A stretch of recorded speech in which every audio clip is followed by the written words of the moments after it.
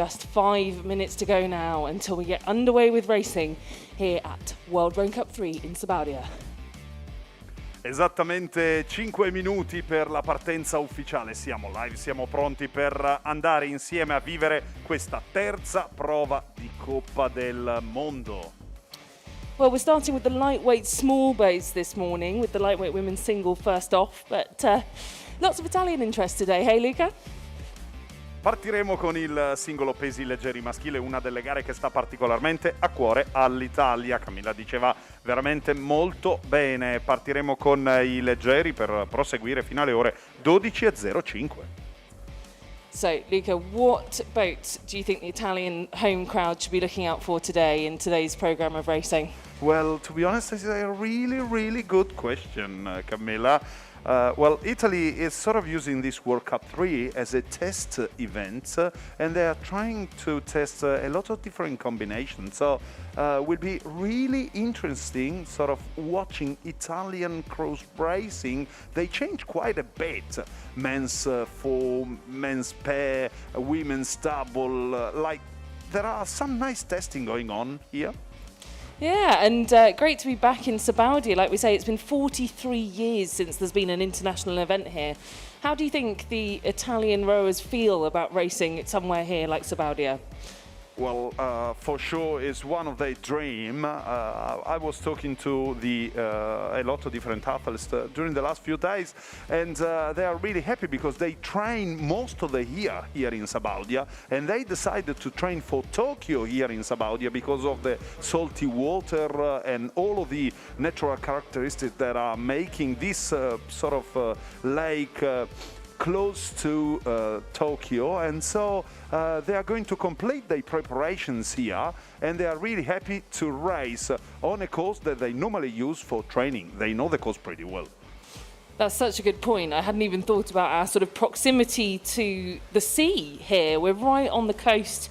For those of you at home who don't quite know where Sabaudia is, we're somewhere in between Rome and Naples on the Italian coast, and it's absolutely glorious, as you can imagine.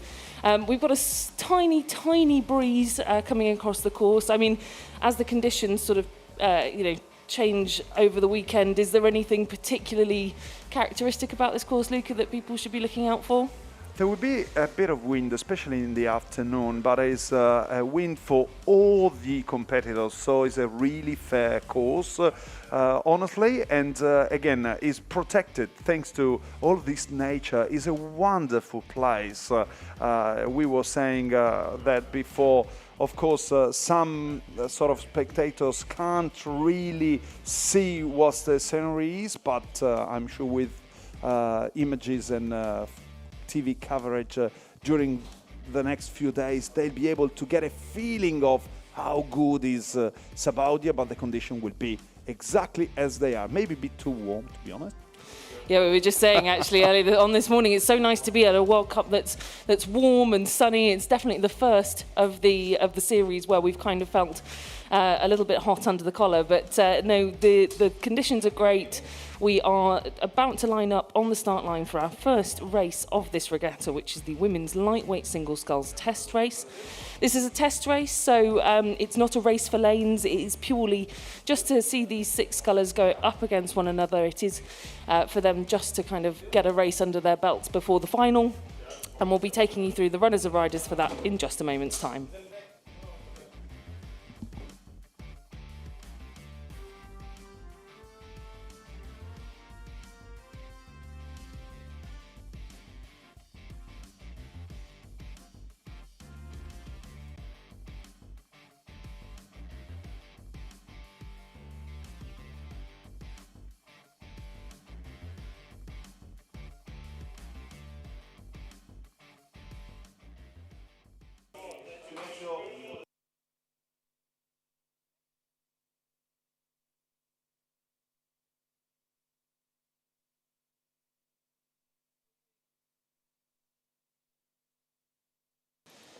So we're just lining up on the start now for the lightweight women's single sculls test race. In lane 1, Victoria Kalinowska of Poland. In lane 2, Paola Piazzola of Italy. In lane 3, Iris Hostenbosch of the Netherlands. In lane 4, Germany's Elisabeth Mains. In lane 5, Martin Veldhuis of the Netherlands. And in lane 6, Sophia Meekin of Switzerland. Siamo in partenza, ai pontili le imbarcazioni sono già ancorate. Questa è la prima regata del nostro programma, il singolo pesi leggeri femminile. In acqua 1 la Polonia, in acqua 2 l'Italia con Paola Piazzolla, in acqua 3 l'Olanda, 4 la Germania, 5 ancora l'Olanda che schiera 2 singoliste e la Svizzera in acqua numero 6.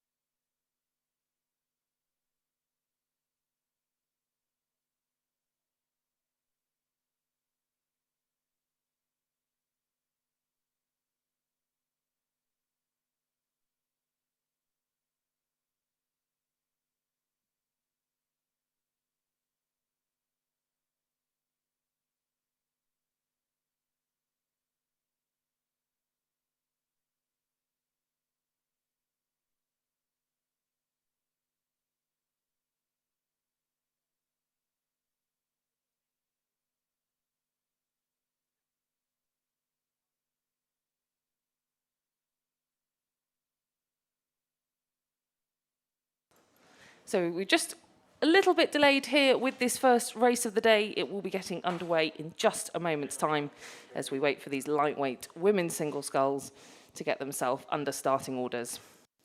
Siamo in attesa, un'attesa ovviamente che fa salire la tensione in questo momento quando ovviamente mancano pochissimi minuti. Si sono fatti attendere qualche minuto in più rispetto alle 9:30 spaccate. Siamo ora pronti per la partenza ufficiale del singolo pesi leggeri femminile. Well, we can see now that they're under starters orders here, 2 kilometres away from us here in the finish tower up at the start of the lake here in Sabaudia. And we're underway now with the first race of World Rowing Cup 3 in Sabaudia, Italy. And it's a fantastic start here for the Dutch sculler Martin Veldhuis. She's raced at a few of the World Cups this season. She was in Varese just a few weeks ago.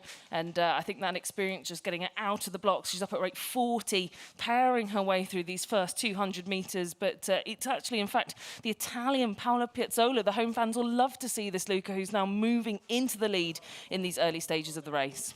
Una partenza veramente veloce per l'atleta olandese lì che riesce subito a uscire forte dai blocchi con grande determinazione in acqua numero 5 a 35 colpi al minuto, tallonata dall'azzurra Paola Piazzolla che cerca comunque di rimanere incollata subito in partenza, probabilmente una strategia quella dell'azzurra, 38 colpi al minuto, sono lì, sono vicine, Paola Piazzolla, azzarderei a qualche metro di vantaggio sull'atleta olandese in partenza, commentando qui dalla torre d'arrivo. Well, perhaps the energy of racing here on home waters at a home World Cup, but Paola Piazzolla of Italy still up at 37 strokes a minute as we approach the 400 metres gone marker. She does now lead by just over a length. Her nearest competitor now starting to move into second position. Well, that's Mains of Germany. She's down at 33 strokes a minute. She's underrating the Italian, but creating that nice length to pull her into second place here in this test race.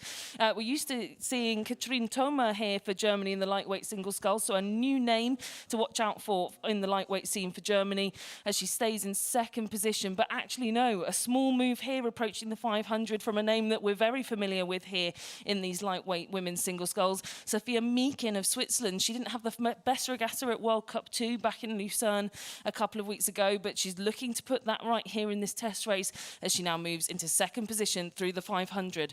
So 500 gone, it's Italy followed by Switzerland, followed by Netherlands 1, that's Martina Veldhuis. Al passaggio i primi 500 metri sono i colori azzurri a dominare sul campo italiano a Sabaudia. Bellissima l'azione di Paola Piazzolla, lei singolista nel 2019 con quella bellissima medaglia, lo ricordiamo ai campionati europei nel 2020 in singolo, pesi leggeri, fu medaglia di bronzo, ma all'attivo anche altre 3 vittorie mondiali. Paola Piazzolla lì davanti per la seconda e terza posizione c'è la Svizzera e poi l'Olanda.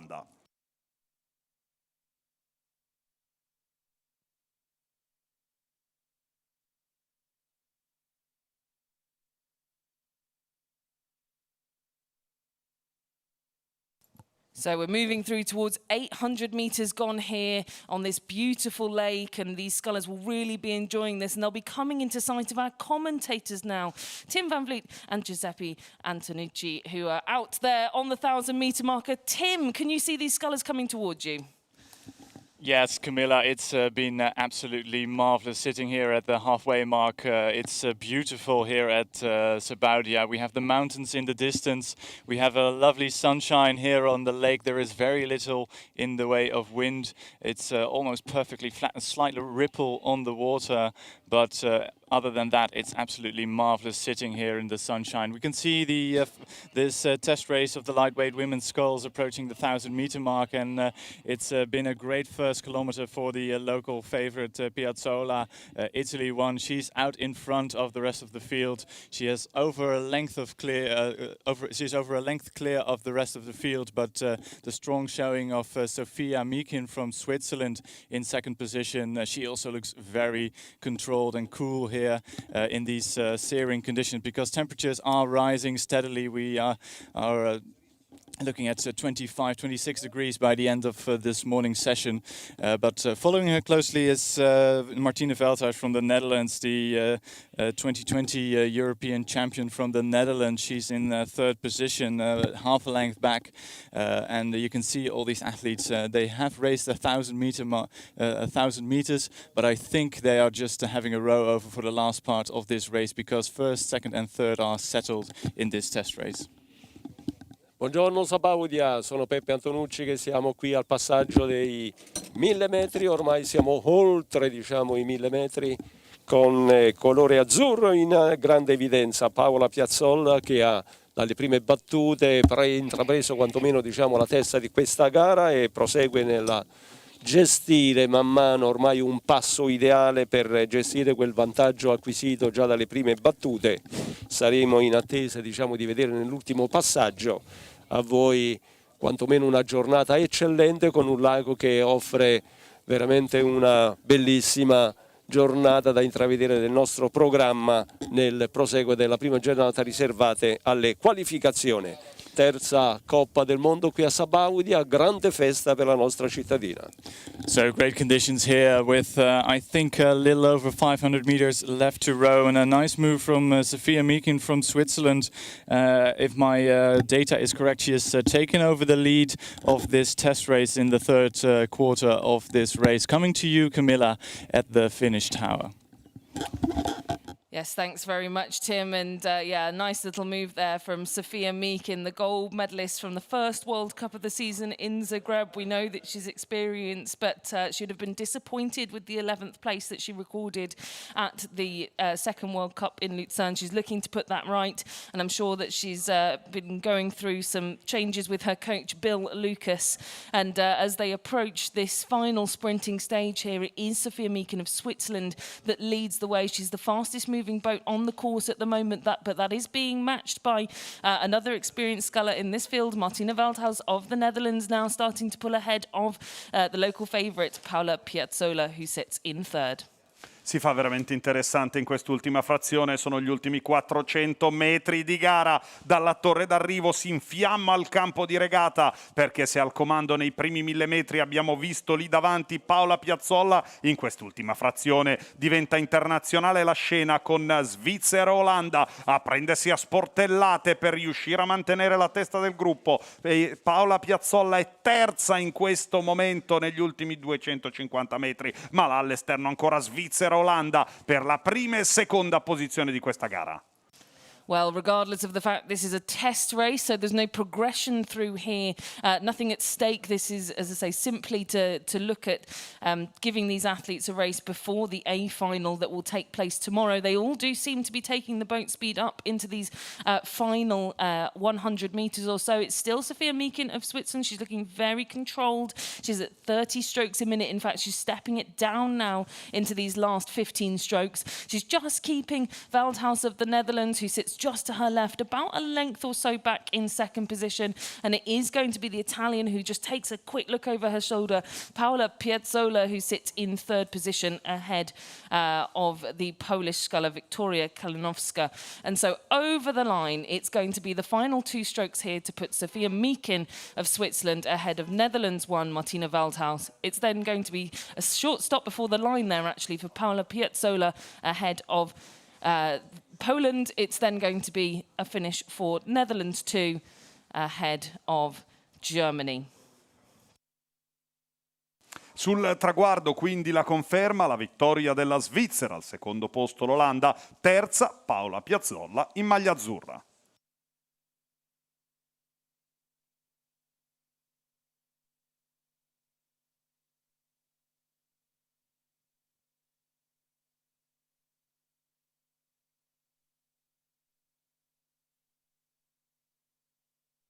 So we're now on the course and underway. Very short gaps here in between our races coming down. And a slight change here, a revised schedule this morning for the lightweight men's single sculls. We're missing the third heat and we've condensed them down into just 2 heats where one crew will go through to the A final and the remainder to the repechage.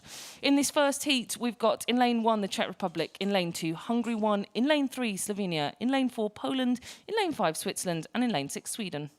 Siamo con la prima delle 2 qualificazioni del singolo pesi leggeri maschile. Sono diventate 2 da 3 perché a causa di un ritiro è stata revisionata, appunto ricalcolata questa griglia di partenza. In acqua 1 Repubblica Ceca, in acqua 2 l'Ungheria, in acqua 3 la Slovenia, in acqua 4 la Polonia, in acqua 5 la Svizzera, in acqua 6 la Svezia. Siamo già oltre i primi 500 metri, non c'è nemmeno il tempo di respirare perché Sabaudia con gare condensate ogni 5 minuti ci terrà veramente incollati ed animati per tutta la giornata.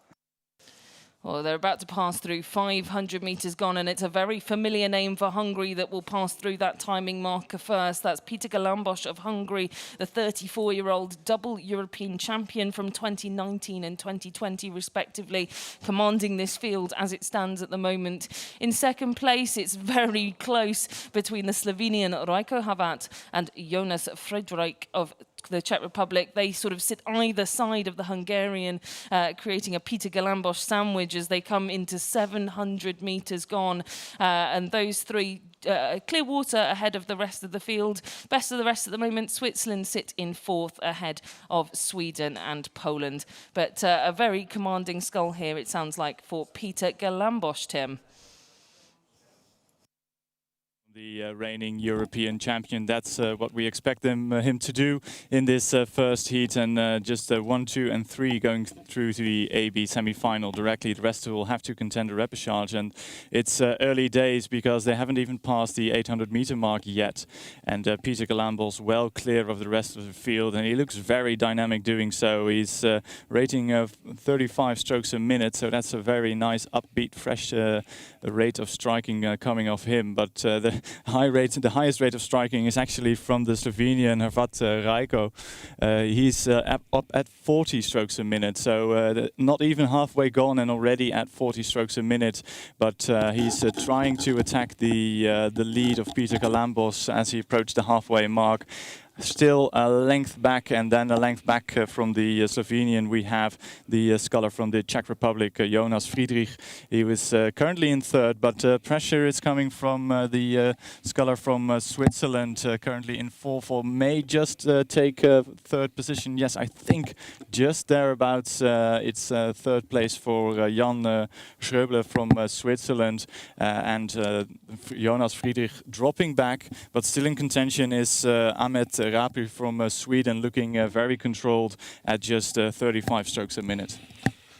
Siamo con la prima del singolo pesi leggeri maschili, dove avremo la presenza di ben 2 atleti a livello dell'Italia, della nostra rappresentativa. Sono diventate 2 le batterie quantomeno di questa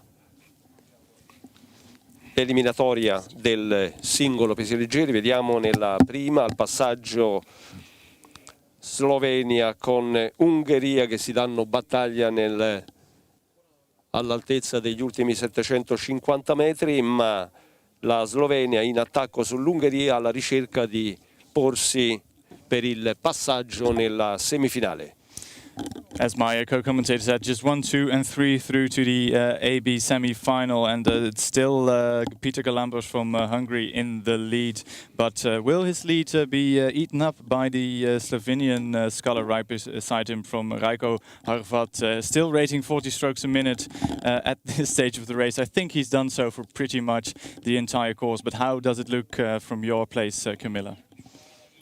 Thanks, Tim. Yeah, I think we are, just to say, it's just the first sculler through to the A final here. It has been a slight change of scheduling, as we've said, so we're just making sure that that is correct. Just one sculler through to the A final, and the remainder will go through to the repechage. But it looks like Peter Galambos's experience has that fairly nailed on in that first half of the race, but a real charge has come here from Rajko Harvat. Tim, as you rightly say, he's been looking great out there on the water as he moves through, and for that all-important one spot through to the A final. It does matter here for these lightweight men's single scullers in this first heat. So it is Rajko Harvat of Slovenia leading the way. He's up at 41 strokes a minute through the 1500 metre marker, and then looking back at second place, that still sits with Peter Galambos of Hungary, our early leader, who looked so controlled out there, but it looks like he's taken the rating down to 30 now, and just kind of taking that foot off the gas into second place. It's then going to be in third place Jan Schäuble of Switzerland, who is much lengths and lengths of clear water back on these leading trio.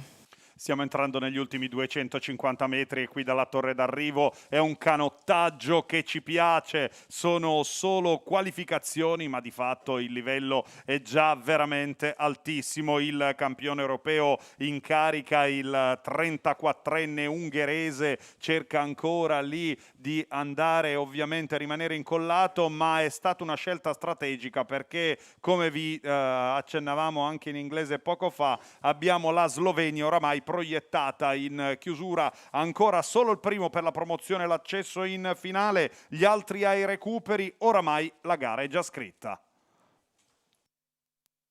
So it's going to be quite spread here through this field, and no questions as to who our A finalist is into these final few strokes into the line. Rajko Harvat of Slovenia in the centre lane. It's then very tight. I think a late charge here from the far side of the lake to try and come back on Peter Galambos, but it's not quite going to work out for Poland's Łukasz Savci of Poland in lane number 4. So you're 1, 2, 3, Slovenia, followed by Hungary. It's then going to be Poland ahead of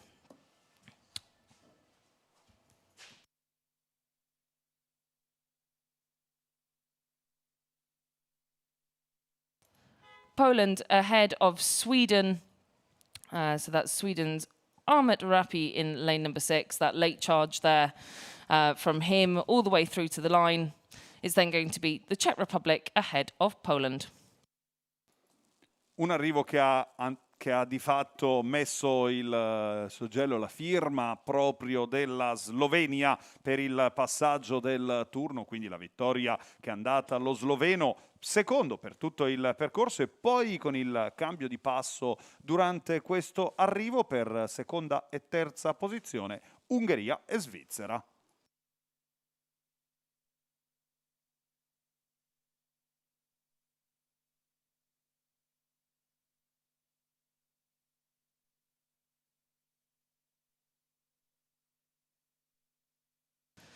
So thick and fast here, and it's already the second heat of the lightweight men's single sculls. In lane 1, France. In lane 2, Italy 1. In lane 3, Denmark. In lane 4, Hungary 2. In lane 5, Italy 2. And in lane 6, Norway.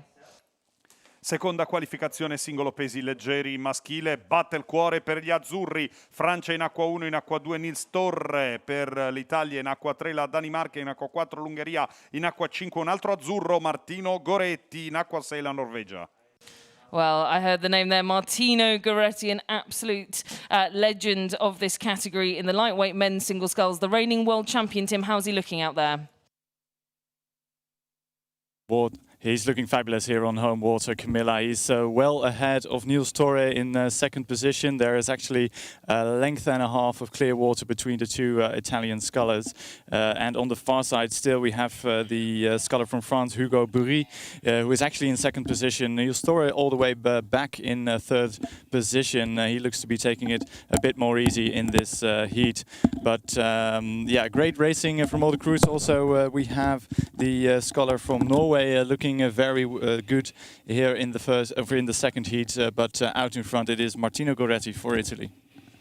Bene, seconda batteria in merito al singolo pesi leggeri maschile. Abbiamo visto il passaggio ai 1000 metri con grande padronanza della sua posizione. Martino Goretti a condurre, è attaccato ancora per porsi direttamente in vantaggio con oltre un'imbarcazione di vantaggio sui diretti avversari, e anche il Thor Nielsen della Canottieri Viareggio in seconda posizione, sta tenendo quantomeno in queste battute, ma è grande, diciamo, la posizione e il controllo di Martino Goretti per proiettarsi al passaggio in finale.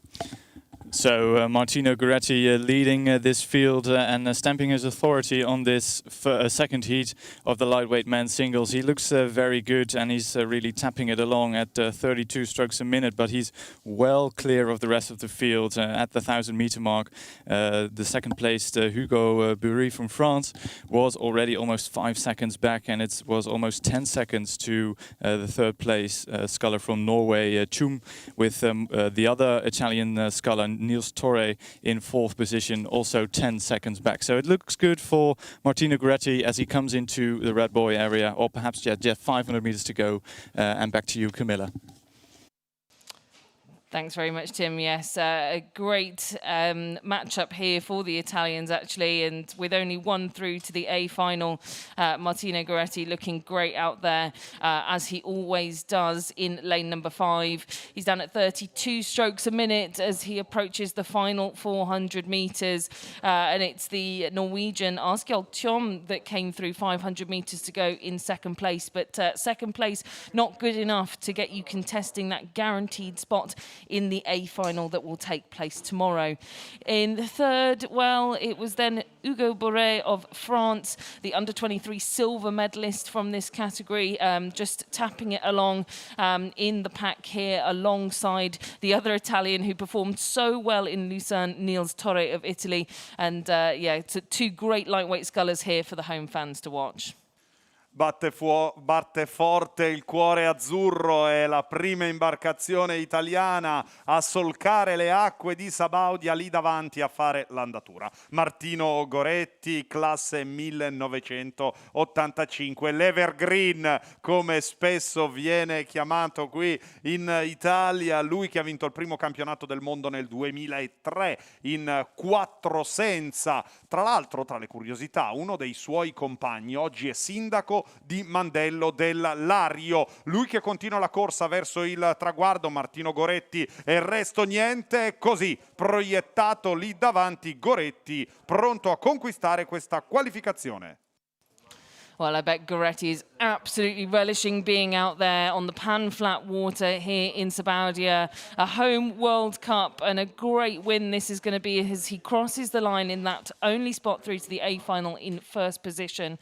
Coming into the line looking very subdued. It's then, I think, going to be the Norwegian Asgeir Tjom of Norway, closely followed by Niels Torre of Italy. It's then going to be the Danish sculler Alexander Modeste ahead of Hugo Bury of France, and the field completed here by the Hungarian Roland Szigeti in lane number 4. Sul traguardo la conferma con la vittoria di Martino Goretti, atleta Fiamme Oro per seconda posizione la Norvegia, a seguire l'Italia con Niels Torre. Appuntamento semplicemente rinviato perché questi due azzurri sicuramente si prenderanno a sportellate nelle semifinali e la finalissima. Sarebbe bello davvero in casa vedere una doppietta un po' come in occasione della Coppa del Mondo di Lucerna.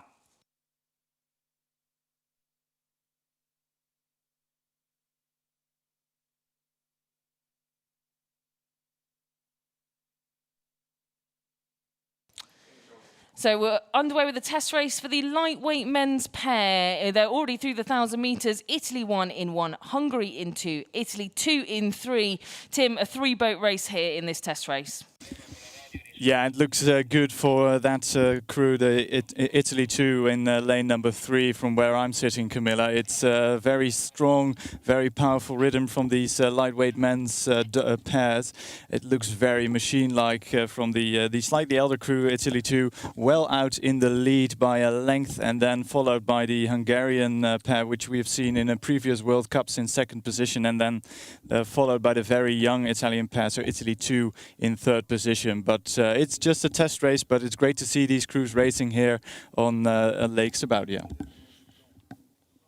Bene, siamo con la qualificazione delle acque per la specialità del 2 senza pesi leggeri maschile, 2 equipaggi in gara, giovanissimi, vediamo con Fasoli Mantegazza della Moto Guzzi, ricordiamo vice campione europei 2021, all'esterno in acqua 3 Italia 2 con ormai vediamo al debutto Alessandro Durante in azzurro in questa terza prova della Coppa del Mondo qui a Sabaudia, con il Giovanni Ficarra molto più esperto, lo vediamo già 2 volte iridato nella categoria Under 23 nel pesi leggeri.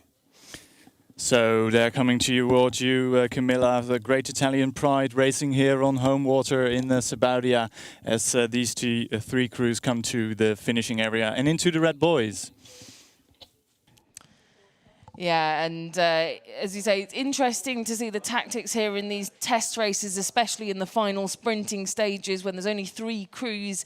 Do you save some of your energy? Do you keep your cards close to your chest? Or do you put it all out there just to get that racing practice underneath your belt? And it's this new Italian lightweight pair that leads the way. Italy 2 that sit closest to us here in the finish tower. They've been leading this race ahead of 2 crews that are very familiar with one another, that raced each other at the European Championships back in Varese.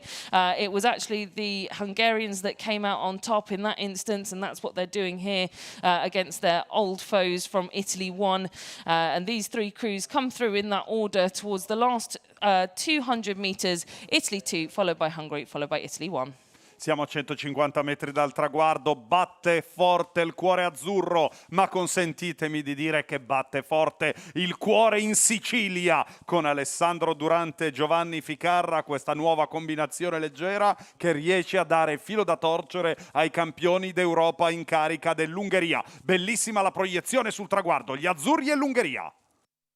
Well, a late charge here from the Hungarians, Kalman Furko and Benche Chabot in the bow seat. They're really winding it up. They've got half a length to make up before the line, but that's not going to happen. They cross ahead.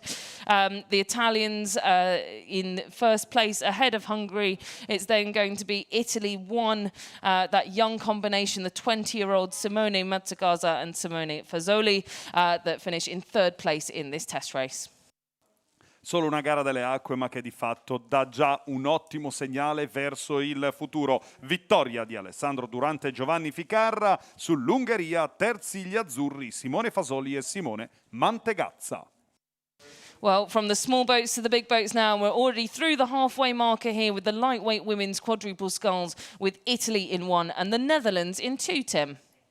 Yeah, the Netherlands looking fluid as we are used. The Netherlands looking very fluid as we're used to with these crews from the Dutch squad. But they are we're half a length behind the Italian crew, who look just a bit more vibrant, bit more dynamic as they pass the halfway stage. But the Dutch crew certainly not out of it just yet. I think they can pass a chance if they produce that famous Dutch sprint. But it's a very inexperienced crew from the Netherlands, all making their international debut here on the Sabaudia Lake, and very good for them to race against the slightly more experienced Italian crew. Although that Italian crew is younger, they have Ariana Nozeda, the under-23 world champion from 2018 there in the stroke seat. So that's a lot of experience in that Italian crew. But the Dutch definitely not out of it with, I think, still 500 meters to go. It's going to be a nice sprint towards the finish, I think. Bene, siamo agli ultimi passaggi di 250 metri, sempre per la qualificazione delle acque. Vediamo il 4 di coppia femminile pesi leggeri, grande esperienza qui per le giovanissime Arianna Passini, Elena Sali e Greta Martinelli, sicuramente guidate dalla bravissima Arianna Noseta. Ricordiamo l'appartenenza a Moltrasio per la Passina, Bissolati Sali, Tremezzina la giovanissima Greta Martinelli e con le fiamme rosse Lario Arianna Noseda. So it's been a close race for most of the track that just passed the 1500 meter mark and coming towards you, Camilla, in the finish tower. Yes, thanks very much, Tim. And as we say, some of the best races in the world are head-to-head, one-on-one, and that's what we've got here in this test race between the Netherlands and Italy. It has been the Italian combination that has led the way so far, but as Tim rightly said, the Dutch not looking too shabby at all. They're just gliding across the water here, and they've still got contact with the Italians into this final 500 metres. They are matching them on speed, but they're over-racing. They're at 36 strokes a minute, the Dutch that sit behind, and Italy charging into the line in first place. 250 metri al traguardo, condizioni ottimali, ma soprattutto i migliori equipaggi del mondo, perché appunto in questa specialità del 4 di coppia leggero femminile Olanda e Italia si contendono le medaglie, quelle che contano sempre, e come in questa occasione solo gara delle acque, le azzurre cercano di portarsi davanti, l'Olanda è seconda, l'Olanda si dovrà accontentare alla carica azzurra in questi ultimi 150 metri.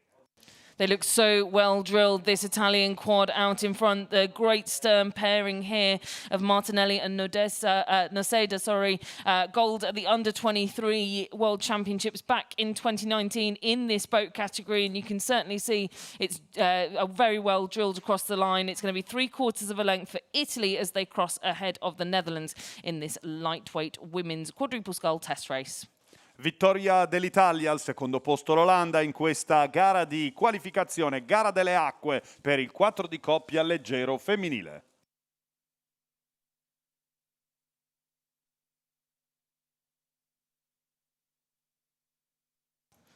So from the lightweight women to the lightweight men's quadruple sculls now, and through 800 metres, it's, another two-horse race, in fact, with the same culprits lining up on the start line. Can they turn it around this time? It's Italy 1 in lane number 1 and the Netherlands in lane number 2. And it looks to me like it's going to be another all-Italian affair here, Tim. Yes, definitely, Camilla. The Azzurri are well ahead with 950 meters to go. With just about, they're in our view from the 1,000 meters, but they look so good. Lots of run on the boat with a relatively low rate of striking, I'd say, for a quad, but it looks long, it looks powerful coming from the Italian crew, and there are 2 lengths of clear water ahead of the Dutch, stroked by Ben van Brussel, and he's really trying his best, because I think they are overrating the Italians, but the Dutch have a lot of work to do in the final kilometer to get besides and perhaps even ahead of the Italians, but I don't see that happening because the deficit is massive with 750 meters to go. Bene, ancora Italia tutto azzurro, al comando siamo con sempre qualificazione delle acque 4 di coppia pesi leggeri maschile, Mulas, Matteo Cuspavia, Antonio e Patrick Rojek, già campioni in carica con società di appartenenza. Vediamo Marina Militare di vicino, Lario di Patrick Rojek con il giovanissimo Giovanni Borgonovo del Cernobbio al comando, con oltre 2 imbarcazioni di vantaggio. Si portano e si proiettano per sicuramente una gara eccellente in questa del 4 di coppia pesi leggeri maschile. So this will be good for the confidence of the Italian crew. Italy, of course, European champions in this event in Varese just over a month ago, but that was with a different crew. But this new lineup looks to be flying towards you, Camilla. Yeah, the Italians really flying in the lightweight quad sculls. I think it's going to be a good day for them tomorrow if they can keep this performance up. And this Italian quartet, still the fastest moving boat on the water with 500 metres to go. And nice to see Patrick Rotrek in the 3-seat for Italy. We'll see his twin sister racing in the next race, Aisha Rotrek in the women's pair for Italy. So a nice little family outing here to Sabaudia. But they're looking fantastic here. They're still building in speed with 400 metres to go. It's Italy leading the way ahead of the Netherlands. 400 metri al traguardo e sono ancora i colori azzurri e sarebbe veramente bello avere una vera valanga azzurra nella giornata di domani quando andremo ad assegnare le medaglie pesi leggeri. E se il buongiorno si vede dal mattino, sicuramente qui a Sabaudia il buongiorno per gli azzurri è veramente veramente prezioso. Ed ecco quindi Mulas vicino, Roce che Borgonovo sempre più davanti in solitaria a fare l'andatura nel 4 di coppia. Una gioia particolare sicuramente anche per la sorella di Patrick, Aisha Roček, che gareggerà nella gara successiva, che di fatto porta una coppia di gemelli da protagonisti qui sul campo del Lago di Paola. Another Italian lightweight quad with a really good rhythm and lots of time coming around the turn, around that back turn to give them the length up the slide that's just created so much difference between themselves and the higher rating Dutch boat that's up at 38 strokes a minute. It's 4 pips lower for the Italians when they come over the line, 34 strokes a minute to take the top spot through to the A final in this lightweight men's quadruple sculls event, but a test race here, of course, ahead of the Dutch that will finish in second. Una gara senza dubbio, vittoria per l'Italia, Mulas vicino Roček Borgonovo davanti all'Olanda in questa gara delle acque del 4 di coppia leggero maschile.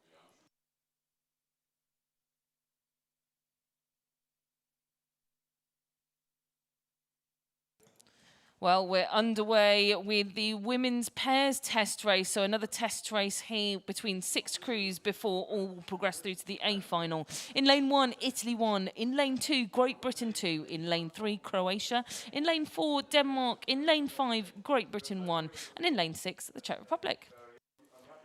Ci spostiamo al 2 senza femminile e qui si scalda veramente il cuore perché si entra nelle specialità olimpiche. In acqua 1 c'è l'Italia che ritorna con Kiri Tontodonati ed Aisha Roček. In acqua 2 la Gran Bretagna, in acqua 3 la Croazia, in acqua 4 la Danimarca, 5 Gran Bretagna ancora e in acqua 6 a chiudere la griglia la Repubblica Ceca. Well, it was a good start for the British pairing of Susie Duncan and Sam Redgrave, this Leander Club pairing, part of this Project Paris team that Great Britain have sent here to Sabaudia. It's their development cruise. But they're being challenged, aren't they, Tim, by another boat on the course?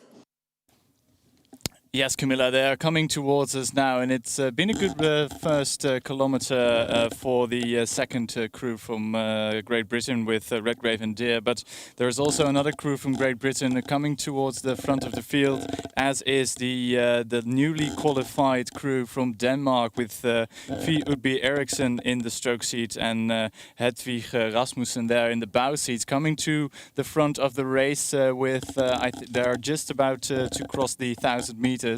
But it's Denmark actually looking very smart as they approach the halfway mark. But still, Great Britain too narrowly in the lead. It's changing every single stroke. I think the Danish crew just about in the lead as they pass the 1,000 meter mark. It's quarter canvas at the 1,000 meters. So that's Denmark in the lead, then Great Britain 2, and then it's level pegging between Croatia and Great Britain 1 for third position. And on the far side, the local favorites, I think they are in 5th or 6th position because the Czech Republics are also very close to the front of the field. But everything to play for, but Denmark moving out into the lead. Sempre per la qualificazione delle acque, gare comunque di molto spessore tecnico qui nel settore femminile, 2 senza senior femminile con i nostri 2 rappresentanti con Kiri e Aisha del 2 senza senior, equipaggio già qualificato per le prossime Olimpiadi, ma vediamo con la presenza delle giovanissime Under 23 della Germania e la Croazia, le gemelle con Ivana e Josipa, grande interesse ma grande tattica sicuramente in questa circostanza per valutare in modo particolare nelle prime fasi dei 1000 metri. Abbiamo visto leggermente attardato il nostro equipaggio azzurro, ma io credo che dobbiamo solamente aspettarci per la finale e poi dare il nostro giudizio tecnico. So Denmark getting every ounce of experience after qualifying for Tokyo in this event. They look good from where I'm sitting, Camilla, but how does it look from your position? Yeah, this Danish pair has really stepped on again since that final Olympic qualification regatta where they performed so well. And it's feet of B. Eriksson, as you rightly say, in the stroke seat, setting the rhythm for this combination that came together to qualify this boat for Denmark. The Olympic silver medalist is really not one to be messed with, and they've now led this race from the 1,000-meter marker onwards. They've overhauled that pairing of Susanna Deer and Sam Redgrave of Great Britain, and they still sit in second position as they come into the final 500 metres. But with all of these crews progressing through to the A final, it's I think we're going to see a fairly processional race through these closing stages. Sarà una gara veramente particolare, lo raccontava Camilla in questo momento. È la Danimarca lì davanti a fare l'andatura con una combinazione che sicuramente punta sull'esperienza con la capovoga classe 1985, ma sicuramente anche la voglia di gioventù, con 10 anni di differenza tra i due componenti di questa formazione. Per quanto riguarda invece la Gran Bretagna, è bella l'azione, sono lì, sono seconde. Questa formazione della Gran Bretagna che guarda lontano, guarda a Parigi con il progetto Parigi 24 qui a Sabaudia, e quindi Danimarca e Gran Bretagna per le prime due posizioni quando mancano meno di 200 metri. Well, I should maybe not speak too soon about it being much of a processional race behind Denmark, who just look so cool, calm and collected out in front. They're at 35 strokes a minute. It's all chopping and changing between the two British crews that fight it out in second position, but they've also got to wrangle off the Croatians, the Jerkovic twins of Josipa and Ivana Jerkovic that sit in the middle of this lake, have made a late charge to try and put themselves in good stead for the final. But it's clear water as they come into the line for Denmark that sit in lane number 4. Eriksson and Rasmussen will finish with about a length of clear water in first position. It's then going to be Croatia ahead of Great Britain 2. It's then going to be Great Britain 1 that cross in fourth. It's then the crew from the Czech Republic ahead of Italy 1. Un arrivo veramente importante che di fatto va ad assegnare le due posizioni ancora preziose, che vanno così a dare un'idea generale di quella che potrebbe essere la gara poi durante la finale. Ricordiamo ancora la vittoria della Danimarca, per la seconda posizione la Croazia, terza la Gran Bretagna. So a quick roundup of those results. First to Denmark, second to Croatia, third to Great Britain 1, ahead of Great Britain 2 in fourth. It's then Czech Republic in fifth and Italy 1 in sixth.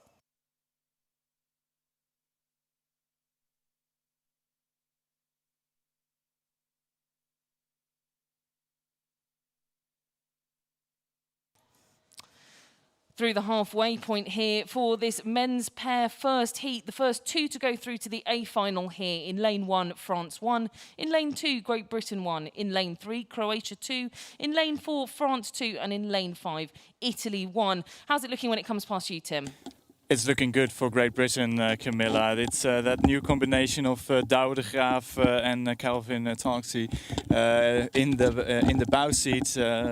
It's looking very good for them indeed. Just 35 strokes a minute, and they're well clear of the rest of the field. They're a length ahead of the Italian crew of Abignale and Di Constanzo, who were in second position as they passed us at the 1,000-meter mark. But the Tourlant twins from France also still in it. And it's looking very good. But Italy also looking to step up and challenge for the lead, because they have just increased their rate of striking to 38 strokes a minute.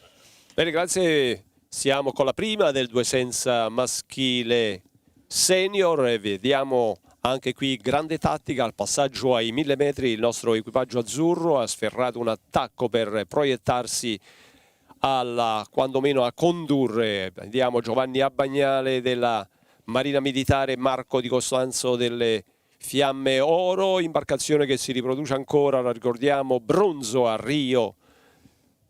E tante speranze ma tante valutazioni tecniche da apportare e da verificare per il nostro settore tecnico azzurro nella formazione degli equipaggi idonei per il prossimo appuntamento di Tokyo. So I think the French crew has given up with 500 meters left to go. They really dropped their rating back to 30 strokes a minute, but perhaps a small crab or something has thrown a spanner in their race. But it's Italy actually charging towards Great Britain, who were dropping back a couple of seconds ago with the lower boat speed. But we can see the Italian charge unfolding as they come to you, Camilla. The Azzurri are charging just 8 meters behind the leading pair from Great Britain. Yeah, I must say that I'm quite impressed with this young combination from Great Britain of Tartsky and de Graaf, the two 21-year-olds coached by the lead under-23 coach for Great Britain, Peter Shepherd. Both have pedigree at under-23 level, at junior level, and what a performance here to be leading the likes of the Italians who, as we know, lots of Olympic experience in that boat, being stroked by Marco Di Costanzo.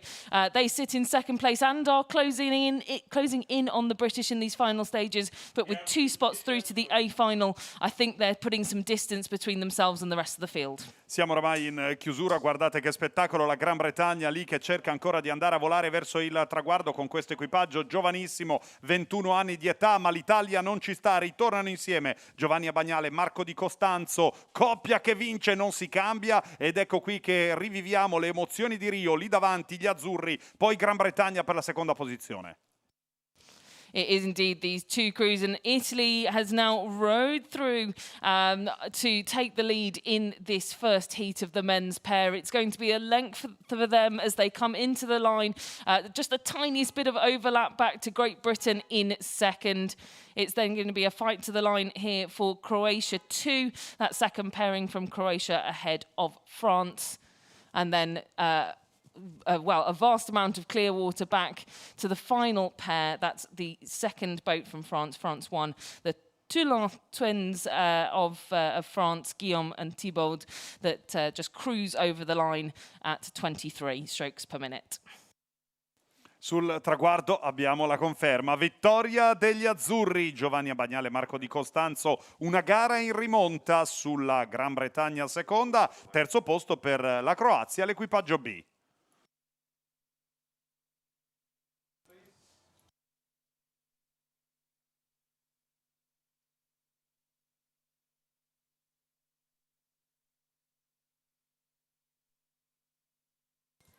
So a quick roundup of those results from that first heat of the men's pair. It was a win for the Italy 1 boat ahead of Great Britain. That's Great Britain 1.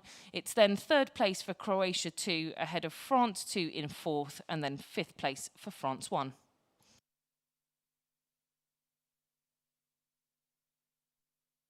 So we're going to see who will be joining them in the A final for this men's pair, a direct qualification and avoiding the repechage. In this next heat, which is already approaching the 1,000-metre markers, it's the Czech Republic in 1, Germany in 2, Switzerland in 3, Croatia in 4, and Great Britain 2 in 5. Seconda qualificazione del 2 senza maschile, vedremo chi passerà direttamente il turno, solo le prime 2 posizioni per l'accesso diretto in finale A, Repubblica Ceca in acqua 1, Germania in acqua 2, Svizzera in acqua 3, poi ancora Croazia in acqua 4 e Gran Bretagna in acqua numero 5. Well, there are very few crews that need little to no introduction at all, but I feel like this pairing is one of them, and leading the way, it's the Croatian combination of Valent and Martin Sinkovic. Unsurprising to hear, really. They're out here at the front of the field by, again, a vast clear water distance. It's then in second place, another great outing for Great Britain, who their second pairing, this combination of Ryan Todhunter and James Vogel, sit in that second and crucial spot through to the A final. Both graduates of Durham University and now rowing at Leander Club. This combination from Great Britain, part of that Project Paris team that I mentioned in just the previous race. So development athletes here slotting into second place. It's then a fight for third between Germany, who sit just ahead of Switzerland, and it's the Czech Republic that sit in sixth going into 600 metres to go.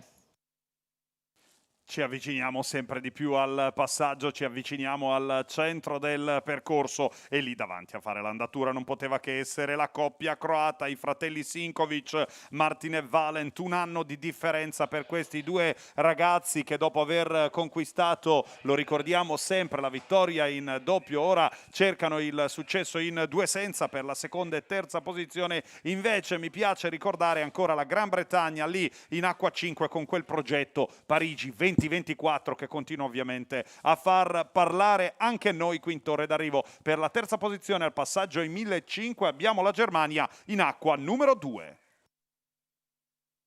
So they've already charged through 500 metres to go, and it is a sensational distance that the Croatians have got over the rest of the field, but that's not letting them slow down. They're up at 39 strokes a minute to get themselves through these sprinting stages. And as I glance up towards the boats out here on the water in Sabaudia, they've got a really nice run into the finish line. Glassy conditions here, just a slight ripple through the last 100 metres or so, but they're really showing off here in front of the organising committee and the organisers here in Italy, and they've got well, I'd say about 4 lengths of clear water, maybe a little less, ahead of Great Britain, and again in turn Great Britain too, with a couple of lengths of clear water ahead of that chasing pack. I think it's then the Germans that are protruding themselves into third position ahead of that fight going on between Switzerland and the Czech Republic, but those minor places will all have to contend the repechage anyway. Coming in front of us now, what seems like an eternity ahead of the rest of the field, it is Martin and Valent Sinkovic for Croatia that will take the win in this second heat of the men's pair. It is then a number of lengths of clear water back to Great Britain too. They will take second place. They're not challenged at all in this position, and they've got about 3 strokes to go before they'll cross the line in that second and final slot through to the A final. It's then Germany that process through to the final stages. 33 strokes a minute here for the Germans over the line, ahead of a tight finish between Switzerland and the Czech Republic to close off this second heat of the men's pairs. Sul traguardo veramente senza dubbio una vittoria netta, schiacciante, di quelle che ti permette anche di respirare in chiusura per la coppia croata. Martin e Valent Sinkovic davanti alla Gran Bretagna per il passaggio del turno. Ricordiamo solo le prime 2 posizioni per l'accesso in finale A. Ai recuperi tutti gli altri.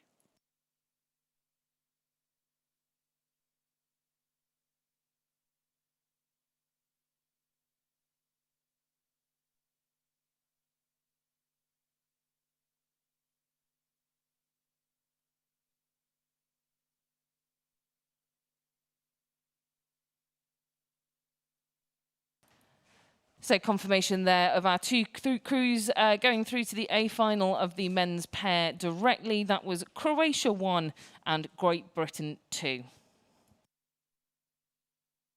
Abbiamo quindi la conferma sul nostro monitor qui in torre d'arrivo, vittoria della Croazia e seconda la Gran Bretagna per il passaggio del turno e l'accesso diretto in finale A.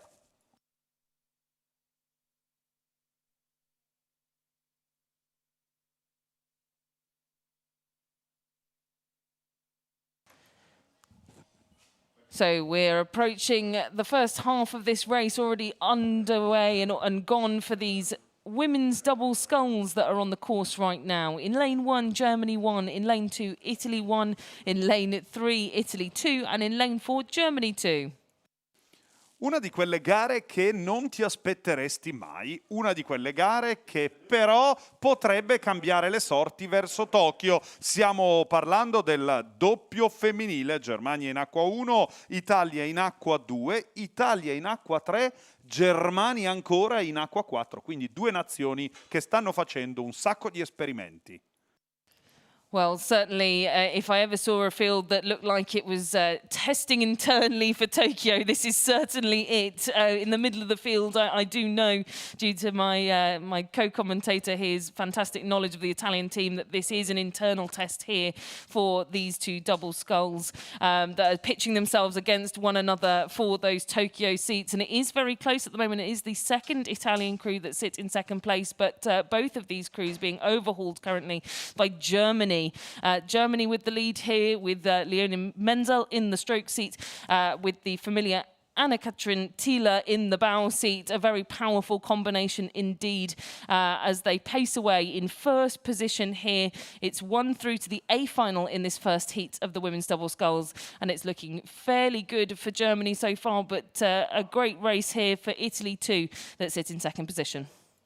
Una gara dominata dalla Germania in acqua 1, ma una gara che permette all'Italia di testare una nuova combinazione, quella formata da Alessandra Patelli e Chiara Ondoli, che dopo aver mancato la qualificazione in 4 senza, ora rincorrono una posizione o un carrello per continuare a sognare verso Tokyo, e vanno così a sfidare Stefania Buttignone e Clara Guerra, equipaggio titolare alla seconda prova di Coppa del Mondo. E quindi con Germania lì davanti a fare l'andatura per la seconda posizione in questa sfida interna, si strizza l'occhio, almeno al momento, ad Alessandra Patelli e Chiara Ondoli, che sembrano l'equipaggio azzurro più veloce e che addirittura potrebbe andare ad imporsi sulla Germania. Still, Germany leading the way here. Menzel and Thiele in lane number 1, which is the lane closest to us here in the Finnish tower on the lake. And I can see them just coming towards us now, ahead of the Italian boats of Ondoli and Patelli.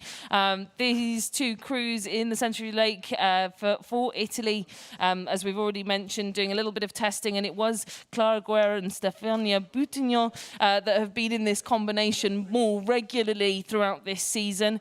So interesting to see Italy too actually leading at this point in the race. But as we know, only 1 spot through to the A final, so not anything at stake here for crews 2 through to 4. And I think Germany looking very relaxed here, 35 strokes a minute, still the fastest moving boat here on the course in Sabaudia. And they've got clear water back to the Italian crew in lane 3. Una gara veramente interessante, una gara che va così a confermare, o meglio, a dare nuove chance a questa coppia azzurra. Lì davanti c'è la Germania, ma per la seconda posizione con un vantaggio veramente preziosissimo Alessandra Patelli e Chiara Ondoli. Ricordiamo 2 atlete non militari, non professioniste padovaniene per la seconda posizione. So still up at 33 strokes a minute as they come over the line, and enough room to sandwich at least 1, if not 2, double sculls between themselves and second place, which is Italy 2, Ondoli and Patelli. It's then going to be Italy 1, Guerra and Buttignon, that crossed the line in third position ahead of Germany 2, the second of the German boats to contest in this heat in the women's double sculls. So just 1 spot through to the A final, and that will be taken by Germany 1. Sul traguardo la conferma, la vittoria appunto della Germania in acqua 1, seconda posizione per le azzurre, Patelli Ondoli, terza piazza Buttignon e Guerra. Solo il primo in finale, quindi solo la Germania, tutti gli altri ai recuperi.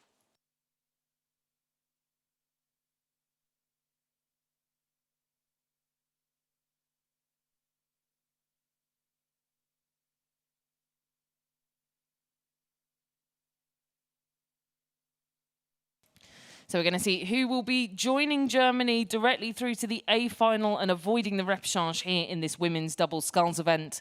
And in lane 1, we've got Switzerland, in lane 2, Poland, and in lane 3, the Netherlands.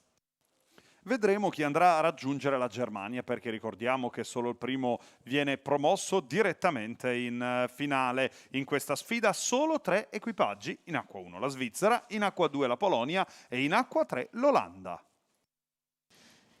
Again, another strong combination here that the Dutch have loaded into their women's sculling team. Lisa Skeenard and Roos de Jong in lane number 3 for the Netherlands lead this field by a very comfortable margin through the halfway marker. And this is a crew that we'd expect to be in and around the medals come the summer in Tokyo. Definitely two very strong athletes here for the Dutch. Lisa Skeenard in the stroke seat sort of went into the single for a little while, and now they've found that this combination is clicking with herself and Roos de Jong in the bow seat as they step away from this field with every single stroke. Their boat speed just so much faster. They're gliding through the water ahead of Switzerland that sit in second. Pascal Walker in the stroke seat taking the Swiss down here at 33 strokes a minute to slot into that second place ahead of Poland. Osservando il canottaggio internazionale spesso si scoprono delle bellissime sorprese ed ecco l'Olanda. Vorrei proprio puntare i riflettori su questa formazione in acqua 3. Lì davanti sta facendo l'andatura quando ci avviciniamo ai 1000 metri, ma è questa nuova formazione che è nata quasi per caso, unendo una singolista che insieme appunto a questa nuova compagna riesce a dare vita ad una formazione di quelle che, almeno sulla carta guardando le velocità, azzarderei potrebbe rincorrere anche una medaglia a 5 cerchi ai Giochi Olimpici. Bella l'azione dell'Olanda, passaggio ancora lì davanti con un ottimo margine di vantaggio, pensate oltre 7 secondi sulla seconda posizione, che ricordiamo resta la Svizzera. Per la terza piazza abbiamo in questo istante la Polonia. Well, a much more dominant performance here in this second heat of the women's double sculls, and nobody coming close to this combination from the Netherlands. They were silver medalists at the second World Cup of the season in Lucerne just a few weeks ago, and prior to that they won the bronze medal at the Linz World Championships back in 2019, and in the process qualifying this boat for the Olympic Games. They do look like an Olympic crew as they come towards us here. Not even sight of the other crews back in the distance for us here in the tower. We can only see the Dutch at this point in time, and they do look sensational. A really well together crew, and they're still raising the rating as they come through into these final buoys. 35 strokes a minute here, still the fastest moving boat on the course, and it's just giving them more and more water ahead of the Swiss that sit in second. Sembra veramente che questa formazione olandese non si voglia accontentare nemmeno di essere lì davanti, vuole proprio fare un abisso rispetto agli avversari, ed è bello davvero vedere l'azione di questa coppia dell'Olanda che lì continua a crescere e sicuramente dimostrare di avere una marcia in più, anzi molte più marce rispetto agli avversari. Olanda lì davanti, poi Svizzera con Polonia per seconda e terza posizione. It is going to be the Dutch that will cross the line in that first and final spot through to the A final from this heat. The rest of this field will have to contend the repechage. It's then the Swiss crew that suffered that unfortunate fate at the final Olympic qualification regatta. These two scullers here, Ella van der Scholenberg in the bow seat and Pascal Walker in the stroke seat, out of that quad that fell victim to a COVID protocol that meant they couldn't contest the final Olympic qualification regatta. So great to see them here in the double. And then in third place, it's going to be Poland in this second heat of the women's double sculls. Sul traguardo abbiamo quindi la conferma con la vittoria dell'Olanda, 6:58.11 il tempo per questa formazione, 15 secondi di vantaggio sulla Svizzera seconda, poi la Polonia per la terza posizione.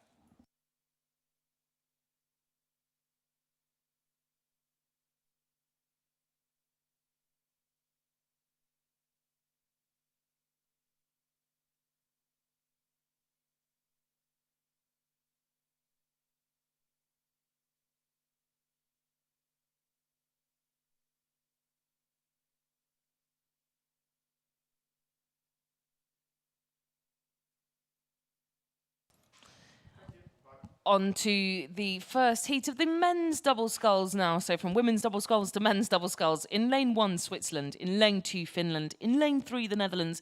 In lane 4, Italy 2. And again, it's the first crew through to the A final.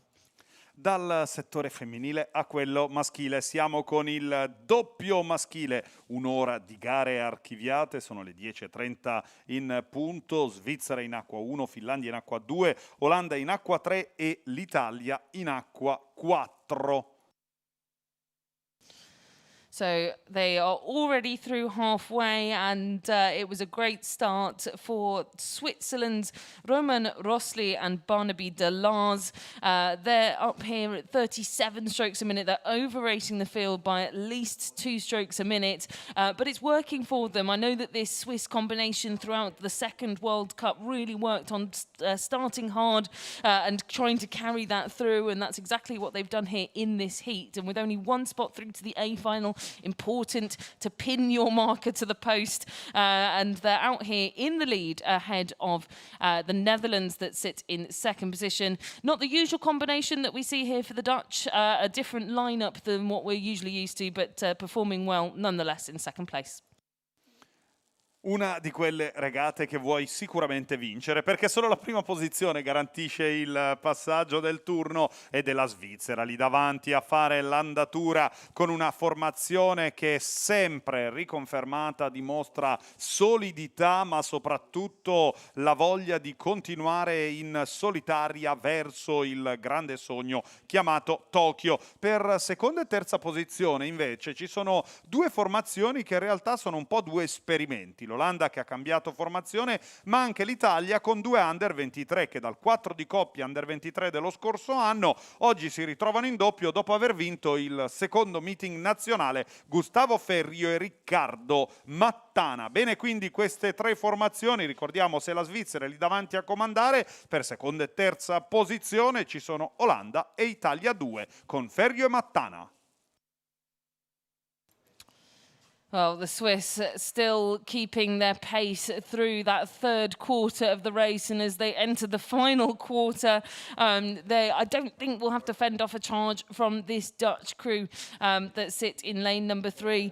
The Dutch just wanting to sit where they are. This combination contested the first World Cup of the season in Zagreb, and they're back here now in Sabaudia going up against some of the best in the world. This is one of the most competitive categories, in my personal opinion, that we have here going into the Olympic Games. So many boats trying to find their form running into Tokyo, and the Swiss certainly being one of them. But they're really utilising this opportunity. They are not backing off. They're up at 38 strokes a minute, charging in the lead towards the line. They've got about 100 metres to go now, and they've got about a length and a half of clear water ahead of the Dutch crew.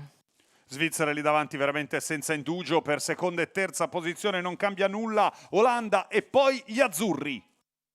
So that's the Swiss over the line in that first and only slot through directly to the A final.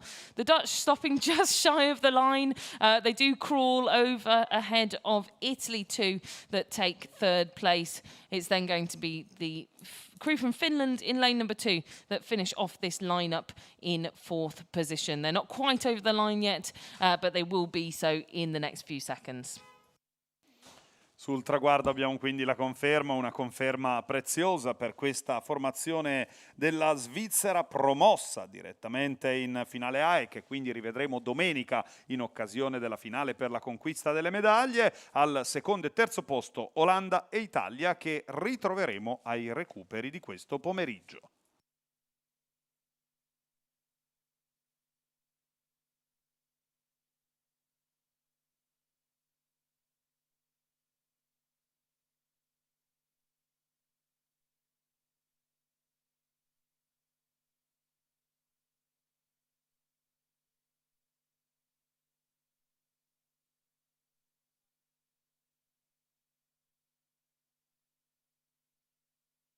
So we're already on to the second heat of the men's double sculls, and again, one spot through to the A final.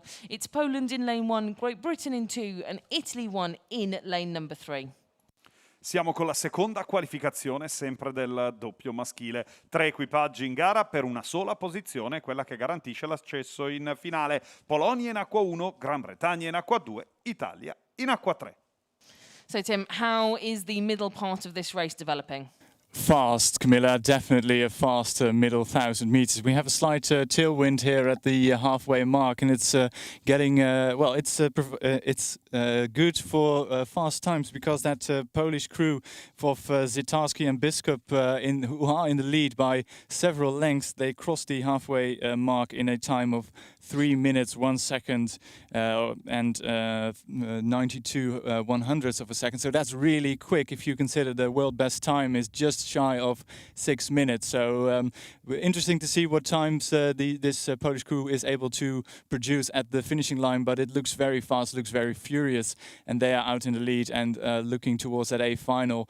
Behind them, that's a close race between Great Britain and Italy. They were very closely matched in the first 1,000 meters of this race, but those two are very young. Those are actually under 23 crews racing here at Sabaudia, and they are well behind the Polish double, but they are having a very nice little tussle as they come towards you. But it looks very fast from the crew from Poland, 37 strokes a minute, and they have a very high boat speed, just crossing the 1,500 meter mark. They have dropped some pace in the third 500, but they're also more than 50 meters ahead of the two competitors in this heat. So I don't think they will be going for the world best time, but it looked very good in the first 1,000 meters.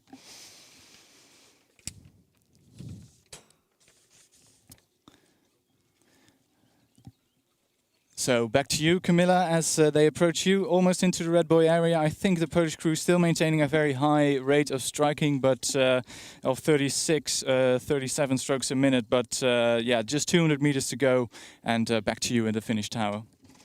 Thanks very much, Tim. Yeah, it's looking really good here for the World Championship bronze medalists from Linz.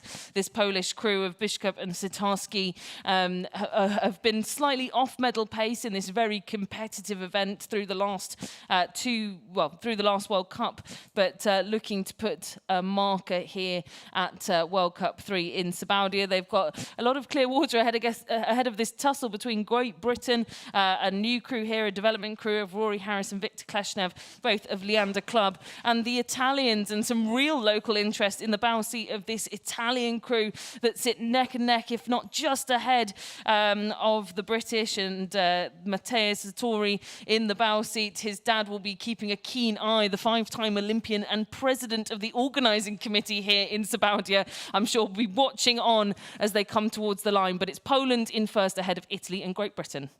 Sul traguardo si va così a completare questo arrivo con la vittoria della Polonia, la medaglia di bronzo mondiale a Linz 2019, davanti all'Italia e la Gran Bretagna per la terza posizione. So over the line there, that was Poland ahead of Italy and Great Britain into third place, with Poland qualifying directly for the A final.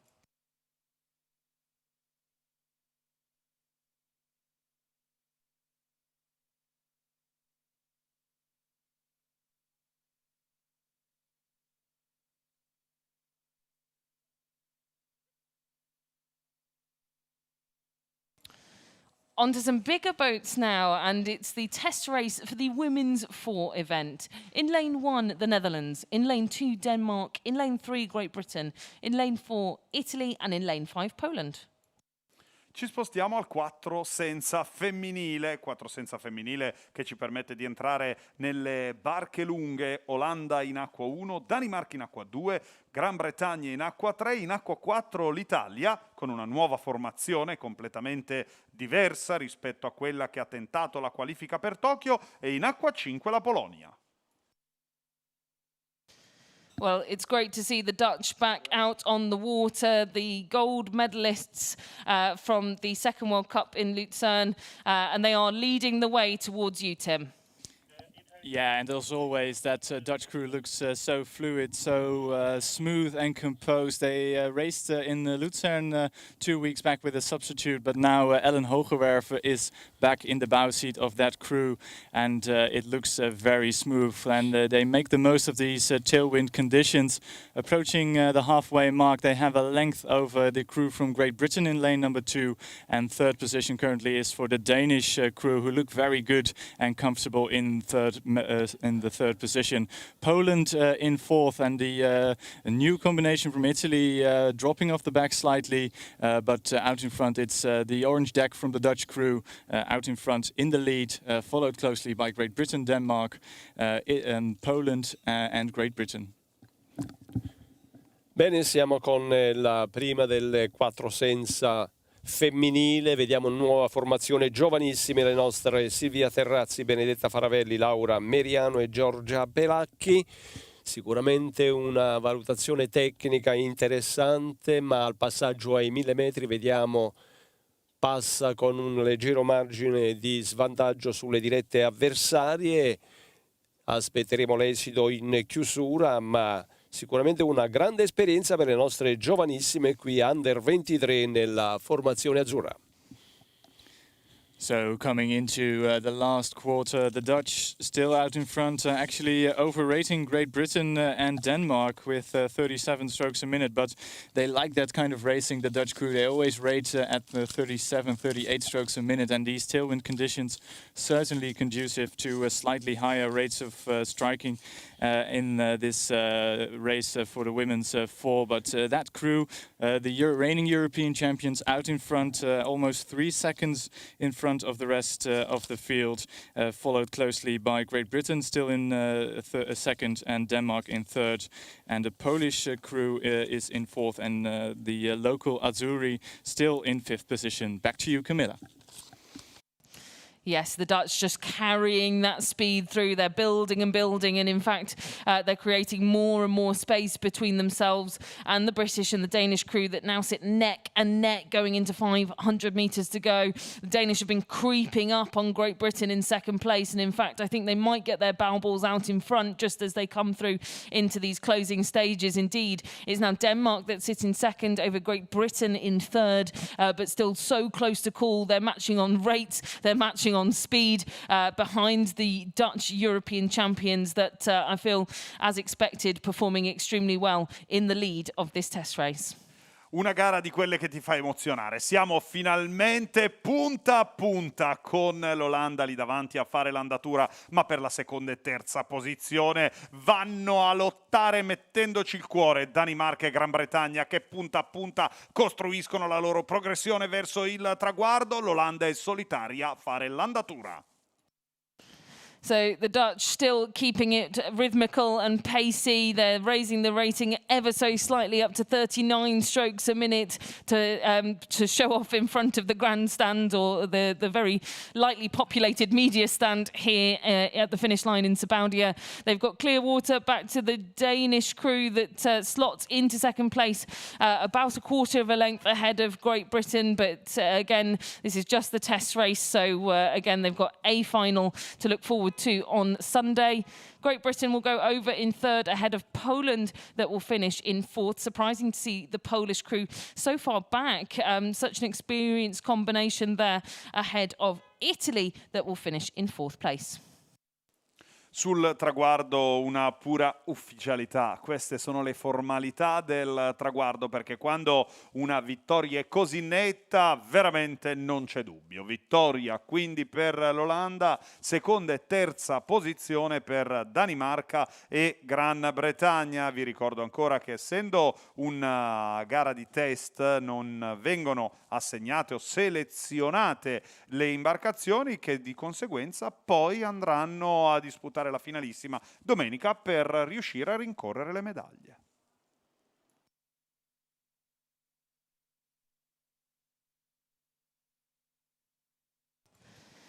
Well, we're already through the first quarter of this first heat of the men's four. In lane 1, Poland. In lane 2, Switzerland. In lane 3, Great Britain 2. In lane 4, Italy 2. And we've got one crew to progress directly through to the A final. È tempo di spostarci al 4 senza maschile, con la prima qualificazione del 4 senza maschile. Solo la prima posizione garantirà l'accesso in finale A. In acqua 1 la Polonia, in acqua 2 la Svizzera, in acqua 3 la Gran Bretagna, in acqua 4 Italia 2. Well, I've been looking forward to seeing this matchup in this first heat. We've got the very experienced crew from Poland, the world champions from back in 2019, and the rising stars from Great Britain, Tim. It's a cheeky race from the Brits in lane number 3, Camilla. They have tracked the reigning world champions from 2019, Poland, every single stroke of the first half of this race, and they're still in contention. It's Poland just in front of Great Britain. That Great Britain 2 crew with Freddie Davidson in the bow seat. They're a canvas behind the Polish crew on the far side from my commentary position, and sandwiched in between of them is the crew from Switzerland, who still have overlap with that crew from Poland too, and the local favourites, the very young Italian crew, Italy too, still in contention with only I think 6. With 750 meters to go. They still have some overlap with the Swiss, but it's Poland out in front, and good times being produced here. A sub 3 minute 1 kilometer race for the Polish and the crew from Great Britain. Actually, all crews under 3 minutes to the 1,000 meters. So quick racing here at the lake in Sabaudia, but Poland still out in front. Bene, siamo con la prima del 4 senza maschile. Abbiamo visto i nostri giovanissimi in acqua 4 under 23, sicuramente occhio ai giovanissimi qui degli under 23 per Spartaco Barbo. E intanto vediamo lotta aperta fra la Polonia e la Gran Bretagna, acqua 1 e acqua 3, a fare da battistrada, a condurre nettamente, ma l'attacco abbiamo visto negli ultimi 250 metri dell'Italia 2 di Frigerio Verità Castelnuovo e buona moneta per rimanere a contatto con gli altri diretti avversari. So coming into the last quarter of this race, Great Britain actually underrating the Polish crew, but producing similar speeds as they approach the finish line. But Poland still out in front, actually extending slightly with 500 meters to go. And as you mentioned earlier, Camilla, only one crew straight through the A final. But that crew from Great Britain is doing so well to keep pace with the crew from Poland, wouldn't you say? Yeah, I would absolutely say that. This Polish crew have been striking 40 strokes a minute the entirety of this course. That is absolutely electric, but certainly quite tiring, especially in the heat here that we've got building throughout this morning session. And they are still in the lead, but as you say, Tim, rightly, they are underrating Great Britain, who sit in second. They've got about a length or so to claw back if they want to find themselves in that A final position. They have pushed the Polish crew the whole way down this course, this young combination with so much under 23 talent from Great Britain. Lenny Jenkins, Matthew Rowe, David Buick-Copley and Freddie Davidson really pushing here on the Polish crew in the final stages, and they have got room to grow the rate. They're now up at 39 strokes a minute and trying to close the gap. Una gara di quelle meravigliose con i campioni del mondo in carica, la Polonia che cerca in tutti i modi di mantenere la testa del gruppo perché solo una posizione garantisce l'accesso in finale, ma vengono insidiati dalla Gran Bretagna e l'Italia per seconda e terza posizione. Well, a brave effort from Great Britain to try and close that back, and they've closed it to half a length, but nothing more. And it's going to be Poland over the line in that one and only spot through to the A final ahead of Great Britain. It's then the young Italian crew on the home World Cup waters, and it's then going to be Switzerland that finish this race off in fourth. Una gara nella gara, i campioni del mondo che sono andati a strappare il biglietto d'accesso in finale A, ma per la seconda posizione abbiamo visto l'equipaggio Under 23 della Gran Bretagna, terzi gli Under 23 azzurri, quindi sarà una gara nella gara e chissà quale degli equipaggi Under 23 riuscirà di fatto ad avere la meglio durante questa Coppa del Mondo. So straight from one men's four heat to the other, we're already cruising through 800 metres gone and another crew to find for the A final. The Netherlands in one, Great Britain one in lane 2, Italy one in lane number 3. And it looks to me like the Italian fans are going to be happy here, Tim. I think they are, Camilla. It's looking good for the Azzurri with a little over a kilometre left to race. But it's a new crew. It's a changed crew from the men's four from Italy we saw in previous regattas here in 2021. But the Italian crew leading by, I think, 3/4 of length over the new combination crew from the Netherlands with Menno Bezema in the stroke seat. The 28-year-old looking very relaxed and very smooth, actually, stroking his crew to 37 strokes a minute, so underrating the Italians who are at 40, which we are used to seeing from crews from Italy. Always that high rate of striking, but it's giving them about 3/4 to almost a length advantage over the Dutch, with the crew from Great Britain one in third position. Grande seconda qualificazione per il 4 senza maschile, passaggio ai 1000 metri alla grande per i nostri azzurri di Matteo Castaldo, Bruno Rossetti, Matteo Lodo e Peppe Vicino. Hanno ormai preso nettamente una lunghezza sui diretti avversari. Questo sicuramente un test validissimo a vedere l'imbarcazione del 4 senza, quale sarà la più veloce per gli intenti del nostro direttore tecnico. Ricordiamo Matteo delle Fiamme Oro con Bruno Rossetti, novità in questa specie del 4 senza della canottiera Nieno su Matteo Lodo e Peppe Vicino del gruppo nautico Fiamme Gialle. So definitely some excitement from our position here as the local favourites come towards you, Camilla, increasing their rate 41 strokes a minute and walking away from the Netherlands and Great Britain. Yeah, we'd expect this crew that's come back together here for Italy from the Olympic Games to be back in contention. Lodo and Vicino back into the stern pair here and charging this boat down the course, as is so familiar with Italy, up at 41 strokes a minute. They're really making the most of it, and they've opened up a tiny bit more ahead of Great Britain, although Great Britain trying to respond, still at the lower rating of 34 strokes a minute. They're just holding back on the sprint ahead of the Dutch, but those two crews still with overlap in second and third, but I don't think anyone is going to challenge the Italians. Un arrivo veramente veloce, guardate che spettacolo, gli azzurri che continuano a volare, Matteo Castaldo, Bruno Rossetti che restano a bordo del 4 senza con l'innesto di Matteo Lodo e Peppe Vicino, che ritornano così a far vivere Rio per 3/4, cercano di fare i buchi nella marmellata qui sul lago di Paola per la seconda e terza posizione, Gran Bretagna e poi l'Olanda. Well, the Italians still having to work hard to keep this lead. Perhaps I was too confident in saying no one to challenge them, because it's certainly not comfortable. They've got about a length ahead of Great Britain now, who have closed that clear water gap by a small margin, and they do still sit in second, but they have got pressure being put on them from their left. It's the Dutch that sit in third, still with overlap, but they've managed to create a tiny bit more distance with every stroke. It's going to be Italy over the line in that one spot through to the A final. It's then a length and a quarter back to Great Britain, who in turn are 3/4 of a length ahead of the Netherlands that come over in third.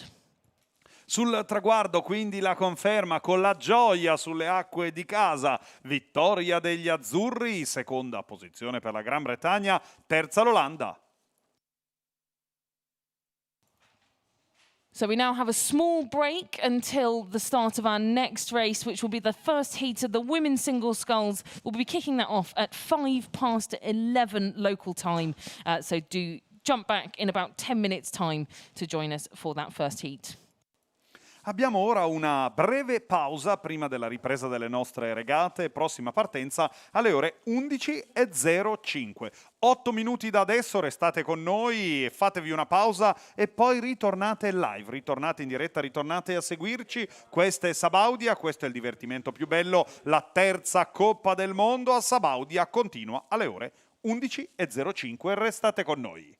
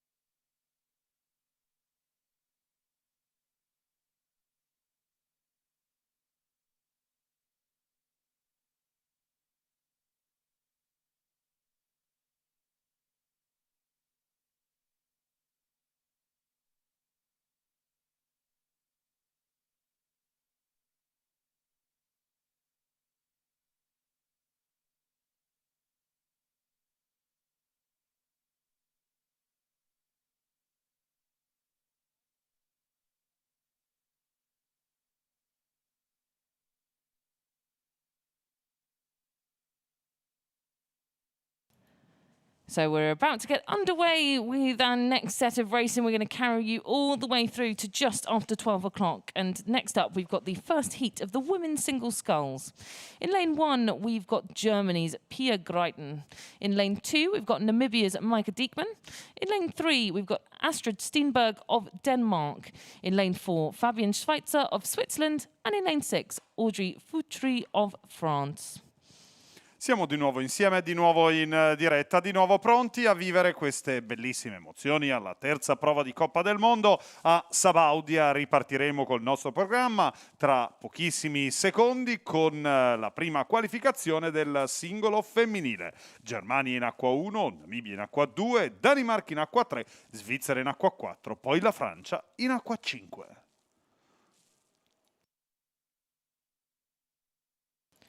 So we can see that they're just getting under starters orders now up at the starting tower here in Sabaudia. We'll be able to bring you that action right away. In fact, they're off the blocks here in this first heat of the women's single sculls. The first 3 will go through to the AB semi-final with the remaining crews progressing to the repechage.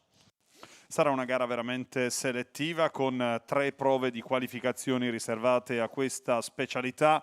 Le prime 3 posizioni garantiranno il passaggio diretto in semifinale. Gli altri equipaggi dovranno transitare dai recuperi appunto in programma questo pomeriggio a partire dalle ore 15:00.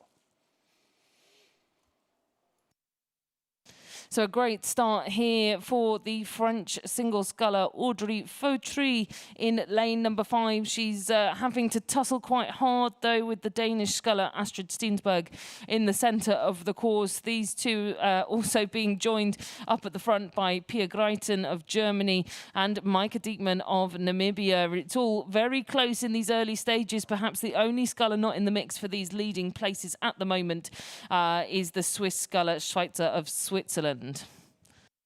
Una partenza veramente veloce, abbiamo visto subito fuori dai blocchi con grande velocità l'atleta della Germania che in acqua 1 cerca di andare a mettere subito le regole in chiaro, ma per la seconda e terza posizione grazie al segnale GPS vediamo molto bene sia la Francia che la Namibia per seconda e terza piazza. Ricordiamo solo le prime 3 posizioni per il passaggio del turno, ma sicuramente vedere una Germania così capace dalle prime battute fa ben sperare, o meglio lascia ottimi spiragli appunto in questa specialità del singolo femminile. So they're about to hit 500 meters gone, and hitting the front at that moment in time, it's Greiten of Germany that will get her bow balls out in front, but only just. It's then Maika Diekman of Namibia, the sculler that will be contesting and representing Namibia at the Olympic Games this summer, that sits close and hotly on the heels of the German sculler that sits in the lane next to her. For third at the moment, and that third an all-important spot to get you into that AB semi-final.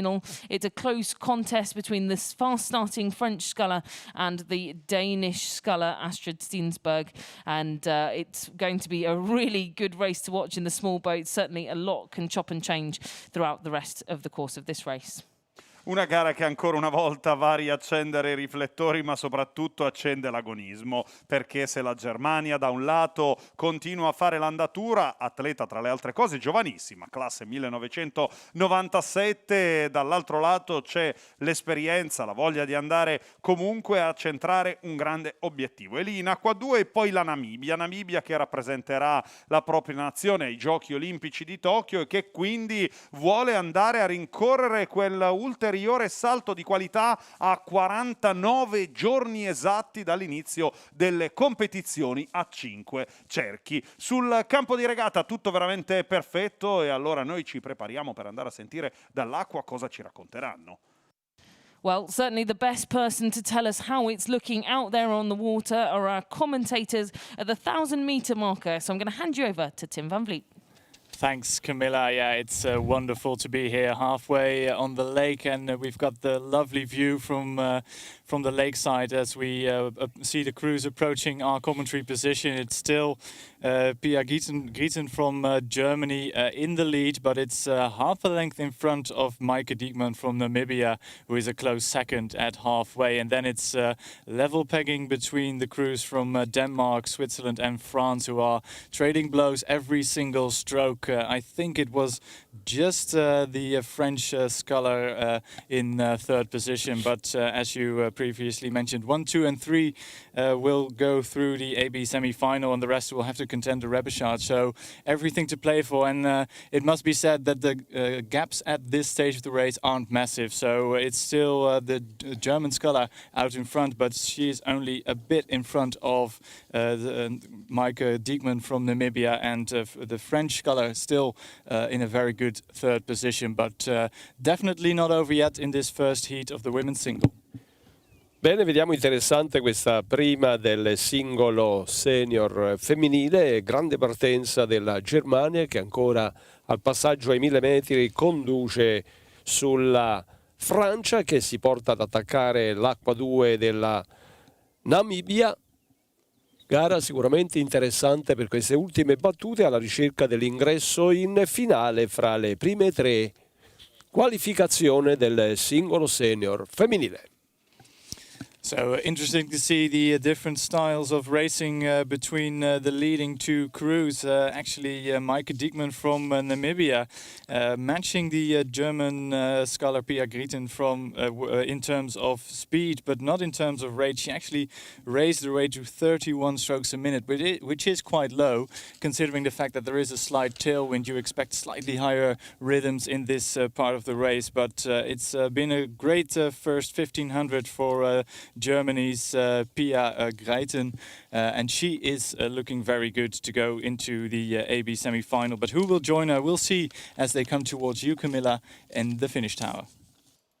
Thanks, Tim. Yeah, I mean, my eye is certainly on that third and final spot through to the AB semi-final, because as I'm looking at these scullers coming towards me, it's certainly true that the race develops so quickly in the small boats, and we've got, well, 3 crews basically vying for that third and final spot through. I think our leading 2 boats, Greiten of Germany and Diekman of Namibia, have got this race under control, but they'll be watching the carnage going on next to them, because it's equal footing for all of these crews from Denmark, Switzerland, France, barely anything to separate them. In fact, it's a late charge again from Audrey Fautry of France.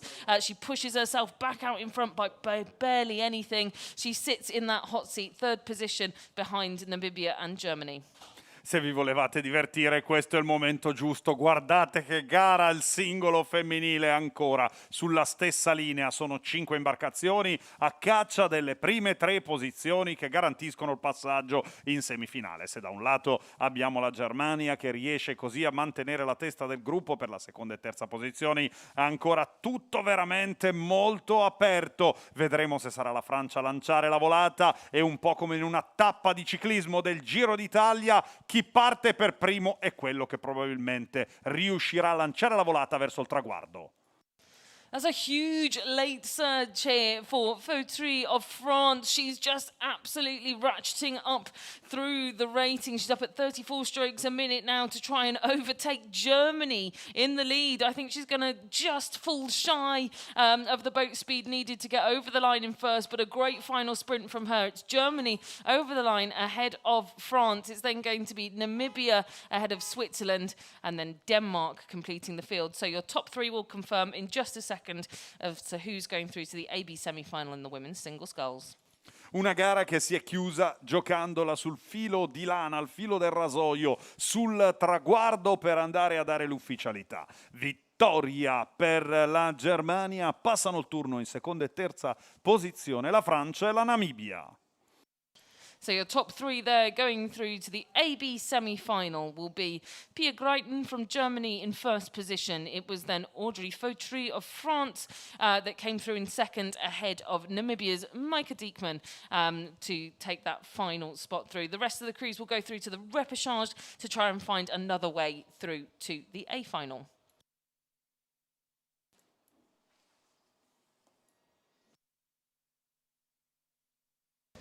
So we're going to jump right back up to halfway now, as we've already got the second of those heats well through the halfway timing point. In lane 1, Great Britain 2. In lane 2, the Netherlands 1. In lane 3, we've got Puerto Rico. And in lane 4, we've got Norway. Siamo già con la seconda qualificazione del singolo femminile, con Gran Bretagna in acqua 1, in acqua 2 l'Olanda, poi Porto Rico e in acqua 4 la Norvegia al passaggio dei 1000 metri. So another close race up at the head of this field, Tim. Yes, and good to see that super sub Sophie Sauer, who raced the women's 4 in Luzern, is back into the single and doing very well indeed. She opened up a slight lead at the 1,000-meter mark. She was almost a length in front of Great Britain 2, with rowed by Wilkinson Fella, who is in second position. But there's not really much of a race for third and fourth, because it's Norway actually in third position. I think she's safe, because Toro Arana from Puerto Rico is dropped off the back of the pack in the first 1,000 meter, and she has a lot of work to do to get into the one of the 3 positions for the AB semi-final. Bene, anche qui per la seconda qualificazione del singolo senior femminile vediamo al passaggio ai 1000 metri si è imposta l'Olanda a condurre, con la Germania a seguire Porto Rico per le prime 3 posizioni. So coming towards the 1,500-meter mark, I think it's Great Britain 2 and the Netherlands have made their peace with this result. They're matching each other in terms of rating and in terms of boat speed, trucking towards the last part and last quarter of this race, almost approaching the 1,500-meter mark, and very comfortable in this second heat of the women's single sculls. But Sophie Sauer still in the lead by about a boat length in front of Great Britain. Yes, indeed. The Dutch sculler, like you say, Tim, she's been the super sub of the moment for the Netherlands, having jumped into a sweet boat in the 4 for the Dutch team back in Lucerne. But she's back now here in the single scull and performing very well indeed. She leads Great Britain by just over a length now, still just building a little bit more advantage over Katie Wilkinson-Fella of Great Britain, the Tideway Scullers athlete, getting her senior representation here at World Cup 3, being coached by Colin Williamson. And these 2 scullers seem fairly safe for 2 of the 3 spots through to the AB semi-final. In fact, I think actually the 3rd spot is safe as well, because the Norwegian Jenny Marie Rovik of Norway does have some way of an advantage over the Puerto Rican sculler Toro Arana, and I think not as much of a fight and a scrap to get those top 3 spots into the AB semi here.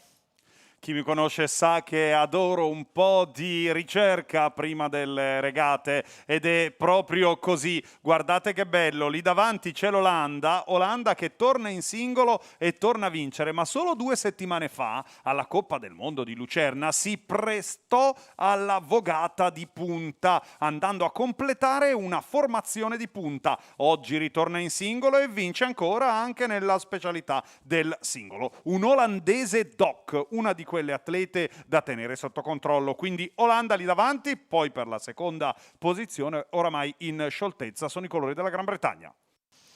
Well, although this is one of the most contested events here at World Cup 3, with 13 entries across the women's single sculls, it's not going to be troubling Sophie Sauer of the Netherlands, who will take top spot in this heat ahead of Katie Wilkinson-Fella of Great Britain.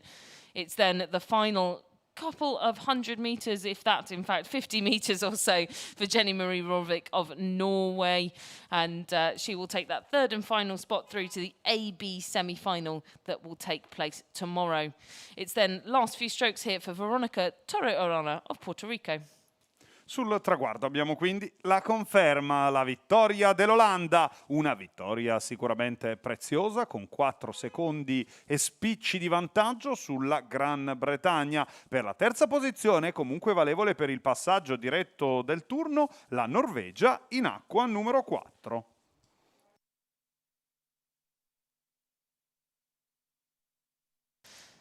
Well, the third and final heat of this women's single scull, already through 1,000 metres, and it's Great Britain 1 in lane 1, Ukraine in 2, Netherlands 2 in 3, Sweden in 4, and it looks to me, Tim, like it's Lola Anderson of Great Britain with the lead here.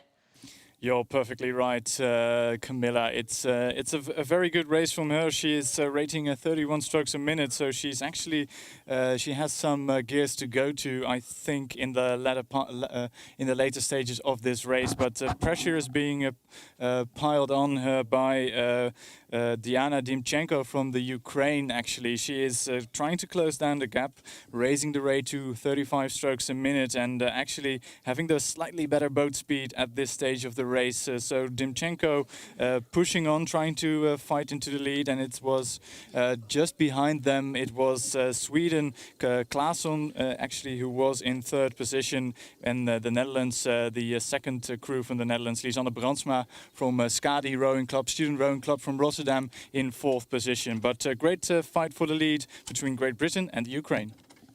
Bene, ultima delle tre qualificazioni del singolo senior femminile. Conduce ancora, vediamo negli ultimi 250 metri, la Gran Bretagna, ma attaccata alla grande dalla Svezia e la Ucraina con Diana, che conosciamo molto bene in sede qui a Sabaudia presso la Canottieri Decor. Una qualificazione di grande interesse, vediamo fino alle ultime battute, vediamo ancora a condurre la Gran Bretagna con Ucraina e Svezia a gestire le prime tre posizioni. So it's getting really tight at the front of the race because Lola Anderson from Great Britain is still in the lead, but not by much. It's Diana Dimchenko moving towards 34 strokes a minute, and the slightly higher boat speed, just 3 to 4 meters behind the sculler from Great Britain. The Ukraine really pushing on to get the lead and the win in this third heat of the women's single. Claesson from Sweden still in third position, and Lisanne Brandsma, the unfortunate sculler, I think, who will have to contend the repechage later at this regatta. But a great race from Lola Anderson, still in the lead, or just or thereabouts. I think Diana Dimchenko just taking the lead with 350 meters to go. You're entirely correct, Tim. Dimchenko just taking the lead here into the closing stages of this race, and an unlikely home favourite, in fact. Although representing the Ukraine here, Ukrainians here at World Cup 3, she's actually a local to Sabaudia, so great to see her here racing on what is a home course. And she's overtaken the younger Lola Anderson, development athlete who currently representing Leander Club, but ex-Newcastle University, and under 23 world champion from Sarasota in the women's quad. A great first three quarters of this race, but just overhauled by that experience of Dimchenko, who's pushed into the lead. So it's Ukraine over Great Britain in second. It's then going to be the Swedish sculler in third position, Louisa Claesson, and that's your 1, 2, 3, who I feel will be going through to the AB semi-final. Sul traguardo una gioia incredibile per Diana Dimchenko, atleta ucraina che si allena, vive a Sabaudia, riesce ad imporsi sulla Gran Bretagna, un vero talento, già campionessa del mondo a Sarasota tra le under 23. So it's Diana Dimchenko of Ukraine ahead of Lola Anderson of Great Britain by 1 length. It's then Louisa Claesson of Sweden that finishes in third, just clear water back. That's your 1, 2, 3. And then it's going to be, unfortunately, the Dutch sculler, the Netherlands too, Lisanne Brandsma, that misses out on that AB semi-final direct qualification. She will contest the repechage for this event as we move on now to the next race on the course, which will be the men's single sculls. Prossima regata in programma, il singolo maschile, e anche qui subito una sfida secca per gli azzurri con due atleti in gara. Il titolare Simone Martini, ricordiamo che qualificò la barca per i giochi di Tokyo, e Gennaro Di Mauro, un giovanissimo atleta in rampa di lancio. Yes, plenty of Italian interest in this next race as it comes through halfway. It's Denmark 2 in lane 1, Poland 1 in 2, Italy 2 in 3, Sweden in 4, Finland in 5, and Italy 1 in 6. And Tim, all still quite close in these single sculls as we progress through today's racing. It's been a great race for Gennaro Di Mauro, the very young Italian sculler, the massive man. He holds the world record on the ergometer for 2 kilometers, and he's really hammering down this track, 36 strokes a minute. And he is just in front of Poland one Nathan Wygrimski-Simczyk, who is in second position, but he's almost a boat length back. So it's a great race for the young local Italian favorite in this first heat of the men's single. Grande gara, abbiamo visto il giovane che ha superato nettamente il più anziano nel passaggio ai 1000 metri, grande attacco per Gennaro Di Mauro della Canottieri Aniene, si è portato nettamente a condurre, vuole questa vittoria per l'ingresso in semifinale. Vediamo Simone Martini ha provato a reagire alla grande nelle ultime battute qui all'altezza dei 750 metri, ma il giovanissimo Gennaro Di Mauro ha progressivamente incrementato il vantaggio e sediamo già vicino alla zona di arrivo. So I think 650 meters to go, and Gennaro Di Mauro is still in front, and he's still hammering along 35 strokes a minute, and he has the highest boat speed of the entire field. He's really stretching out. He's increased his lead over the Polish sculler Nathan Wygrimski-Simczyk in the third quarter of this race, who is underrating the young Italian by 3 strokes a minute, and it's great to see this Italian favorite walking away on home water to I think a famous win in this first heat of the men's single, but still 400 meters left to go, so we'll hand it back to you, Camilla, to see how the final stages of this race progress.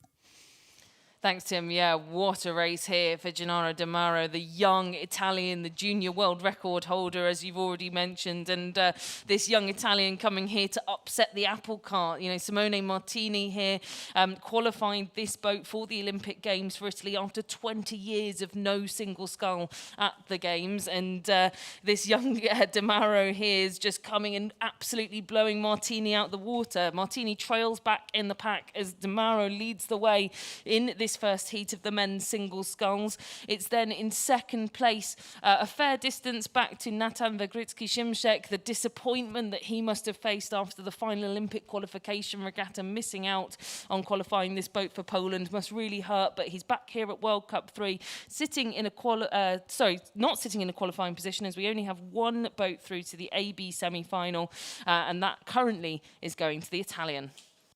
Oramai in chiusura sono i colori azzurri con Gennaro Di Mauro a fare l'andatura, un vantaggio veramente importante per lo sculler classe 2001, questo giovane talento che incrementa ancora il numero dei colpi sui diretti avversari, ma c'è Simone che in questo momento controlla la sua posizione per andare poi a dare spettacolo sicuramente nelle prossime regate. Sul traguardo non c'è dubbio, vittoria azzurra. Well, certainly a dominant performance there for Gennaro Di Mauro of Italy to take that one slot through to the AB semi-final. I think everyone else in this heat has realised that there's little to no point really in trying to sprint through these final stages, because everyone else will face the repechage. Over in second, it was Wygrimski-Simczyk of Poland ahead of the Danish sculler Bastian Secker. It's then going to be Martini of Italy ahead of Sweden's Eskil Bork, and then Finland coming up behind here, Joel Nakarainen of Finland to take 5th position. Sul traguardo anche la conferma, solo il primo passa al turno, quindi Gennaro Di Mauro che accede direttamente alle semifinali. Tutti gli altri li ritroveremo ai recuperi di questo pomeriggio. A really challenging qualification pattern here, with just one to go through to the AB semi-final, and that will be the case again in this second heat of the men's single sculls.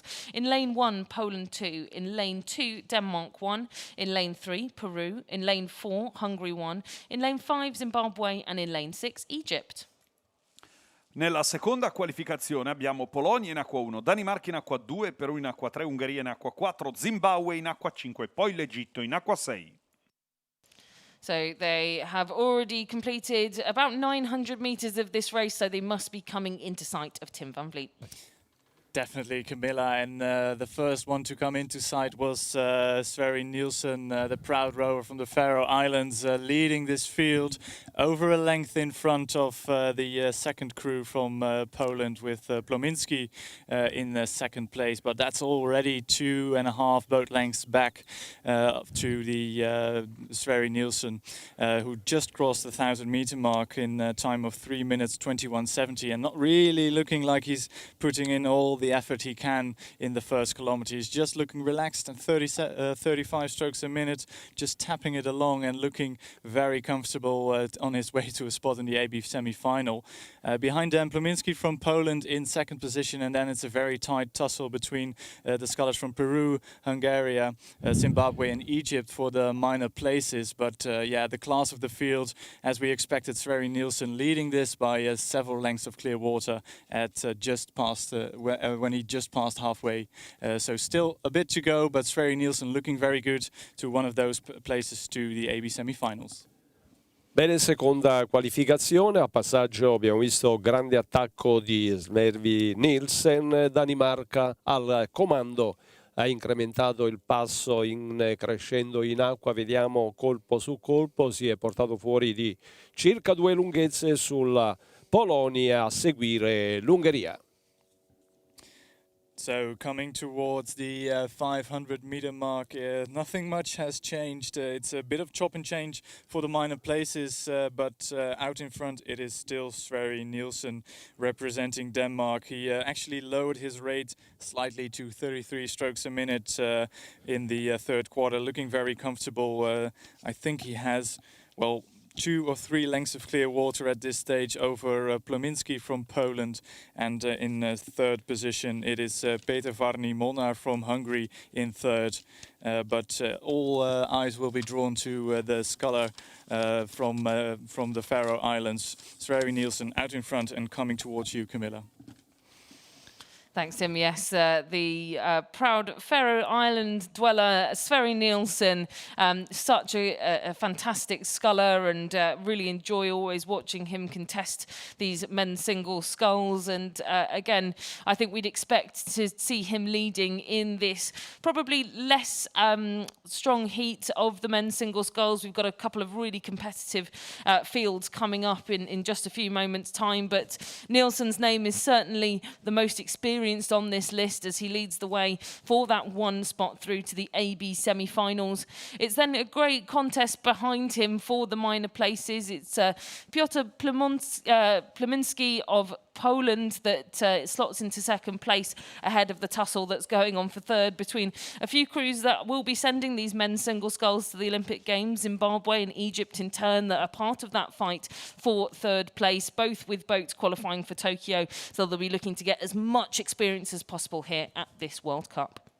Si fa esperienza, si sogna, ma soprattutto si costruisce il domani. Questa la Coppa del Mondo di Sabaudia, con la Danimarca lì davanti a fare l'andatura, ma per la seconda e terza posizione sono ancora tutti in corsa. Ricordiamo solo il primo passo al turno ed è la Danimarca lì davanti che riesce colpo su colpo a costruire questa progressione verso il traguardo, in attesa di vedere con noi il campione del mondo pronto a dimostrare propria grande potenza in chiusura quando mancano 100 metri. So it is the silver medalist from the last World Cup in Lucerne. He finished behind Olli Zeidler, who we'll see in a couple of races' time. But it will be Sverre Nielsen over the line in that one position through to the AB semi-final. A crawl over the line there, just finishing off his race, Piotr Plominski of Poland. It's then going to be a finish for... very close finish, in fact, actually, over on the far side of the lake for third, as we were expecting. And we'll just wait for that result to come through to confirm that, in fact, it was Hungary's sculler that came through in third position, Peter Varni Molnar. And then in fourth position, it will be Egypt's Albana, ahead of fifth, which will come from Stephen Cox of Zimbabwe, and then in sixth it will be Torres Messias of Peru. Sul traguardo quindi solo la conferma con la vittoria e il passaggio del turno della Danimarca, tutti gli altri ai recuperi.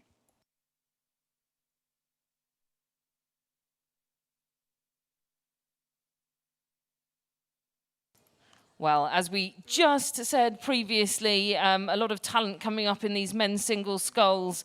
And in this next heat, Heat 3, in lane 1, we've got Hungary 2. In lane 2, Great Britain 2. In lane 3, Norway 1. In lane 4, Croatia. And in lane 5, Norway 2. And as they approach about 850 metres gone, it's the mighty Chetelborch that leads the way, Tim. Front. He passed as well out in front, Kjetil from Norway. He looked really razor sharp as he was trucking along at 38 strokes a minute.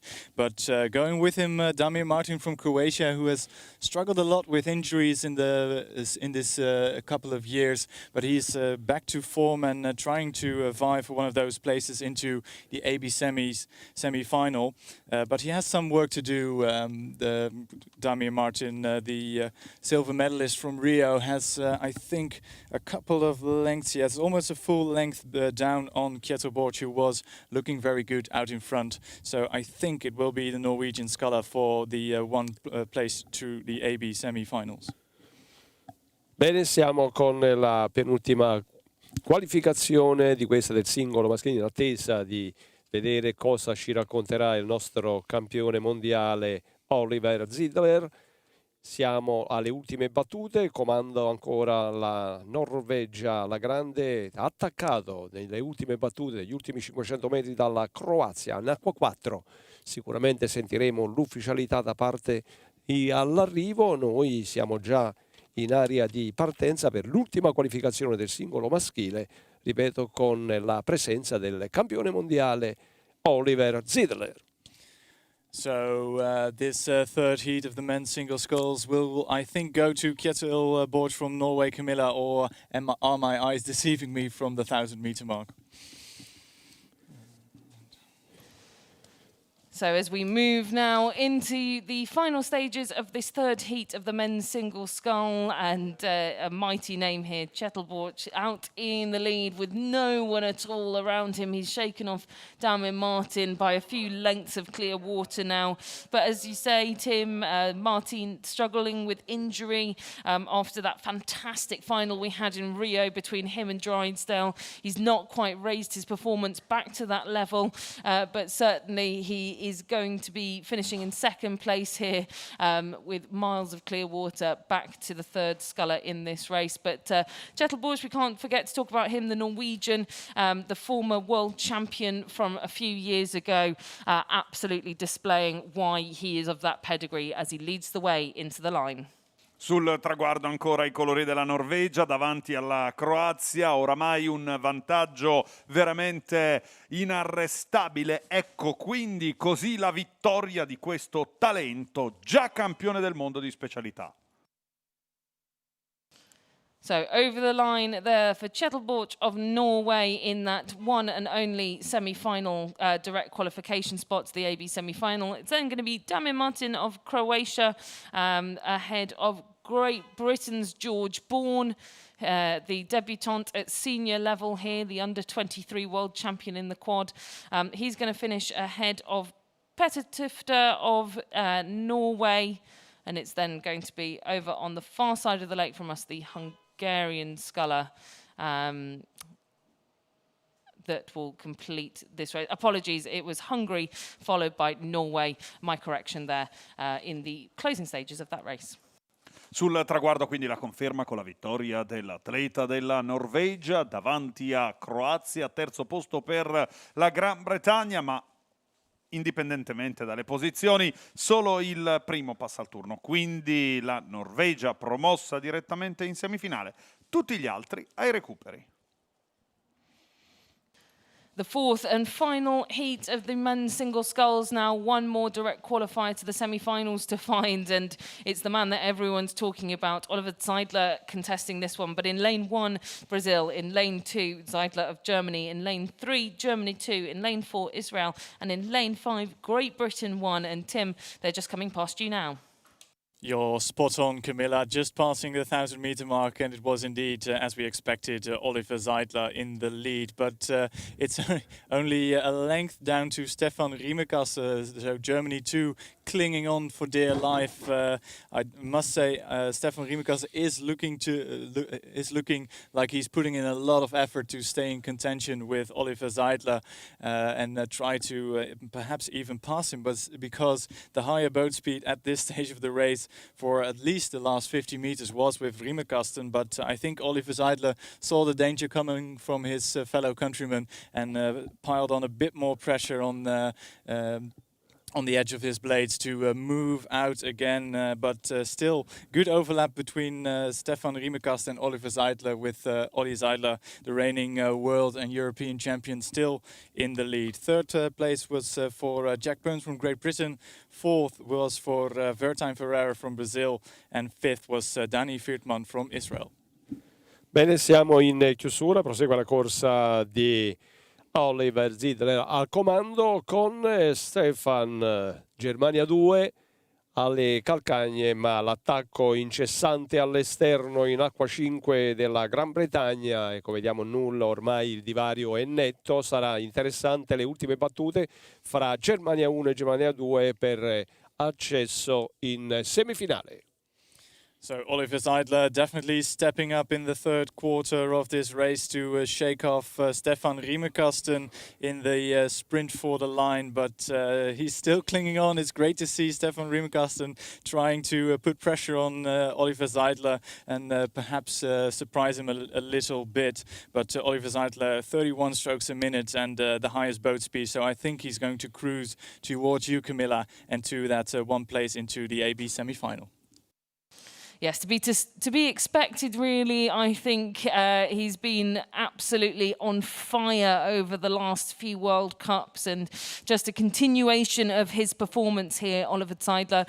But great to see his teammate, Stefan Riemekasten, out there in second position, and actually not too far off Seidler. And Riemekasten, the designated spare for the German team for the Tokyo Olympic Games, so he will be travelling with the team, not only to act as a spare for the sculling team, but also for the sweep team as well. A multi-talented athlete, and certainly putting in a great performance here at the third World Cup in the single scull. Not an easy feat, as those of you who will know what it's like to race out there in the single against such tough opposition. So that's your 1-2. It's Germany in first and second place, and then in third place at the moment sits Brazil.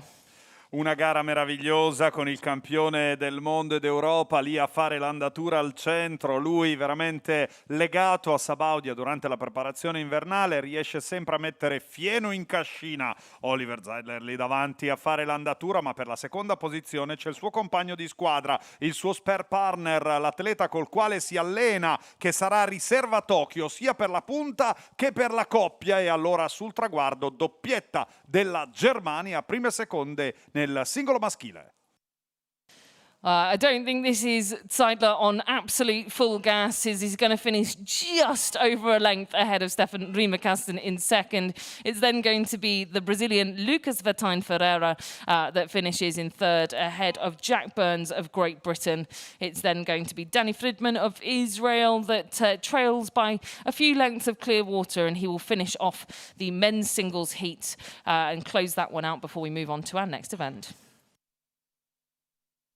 Sul traguardo solo il primo passa al turno, ricordiamo l'accesso in semifinale per Oliver Seidler, tutti gli altri ai recuperi di questo pomeriggio che ancora una volta permetteranno a tanti talenti di rimettersi in mostra, ma soprattutto di rincorrere quelle che sono ovviamente i prossimi passaggi che domenica poi con la finalissima andranno ad assegnare le medaglie di questa Coppa del Mondo a Sabaudia.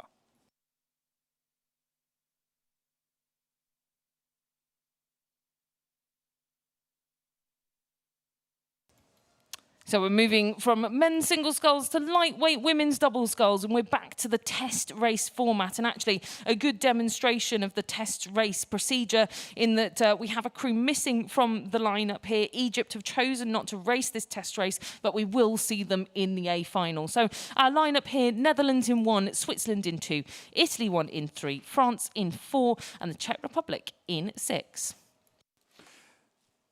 Ci spostiamo ancora una volta al settore pesi leggeri, ma questa volta per la specialità olimpica, l'unica prevista dal programma dei giochi. Olanda in acqua 1, Svizzera in acqua 2, Italia in acqua 3 con una nuova formazione, perché al posto di Valentina Rodini, in ripresa a causa di un infortunio, abbiamo Silvia Crosio che si innesta con Federica Cesarini. In acqua 4 la Francia, in acqua 5 l'Egitto, in acqua 6 la Repubblica Ceca. Anzi, l'Egitto non gareggerà in questa gara di test generale, ha deciso di non partecipare, ma la ritroveremo sicuramente in finale.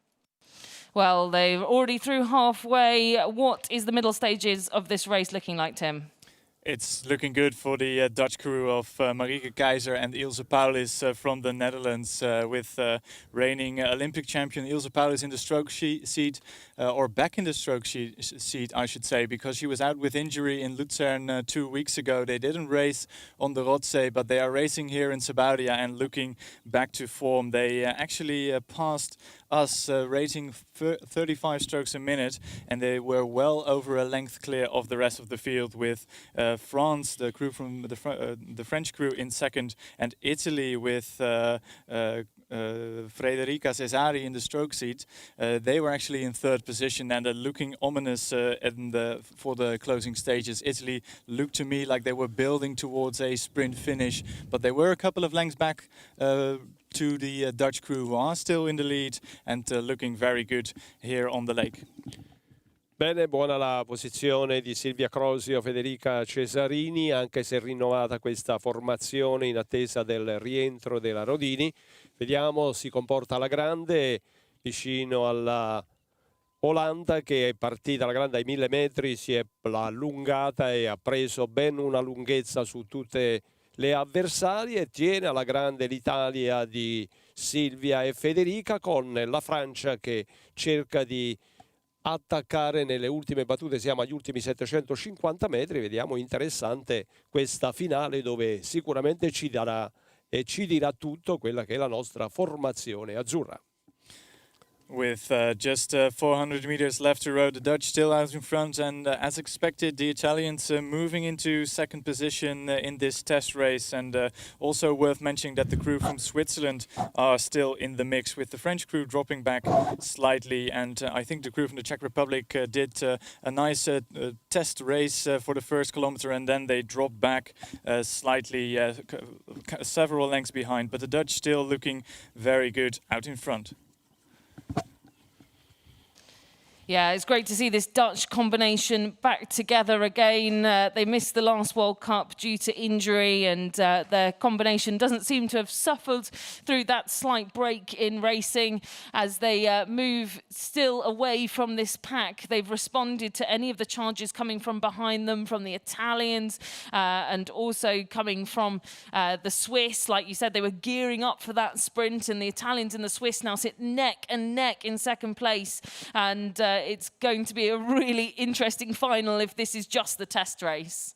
Solo una gara di test, come si diceva, ma lo spettacolo è già ai massimi livelli. Olanda lì davanti a fare l'andatura punta a punta per seconda e terza posizione tra Italia e Svizzera, che vogliono arrivare seconde sul traguardo.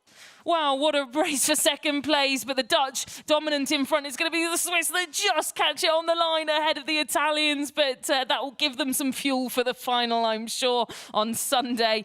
What a great race, and more to come. Over in fourth position, well, that was the crew from...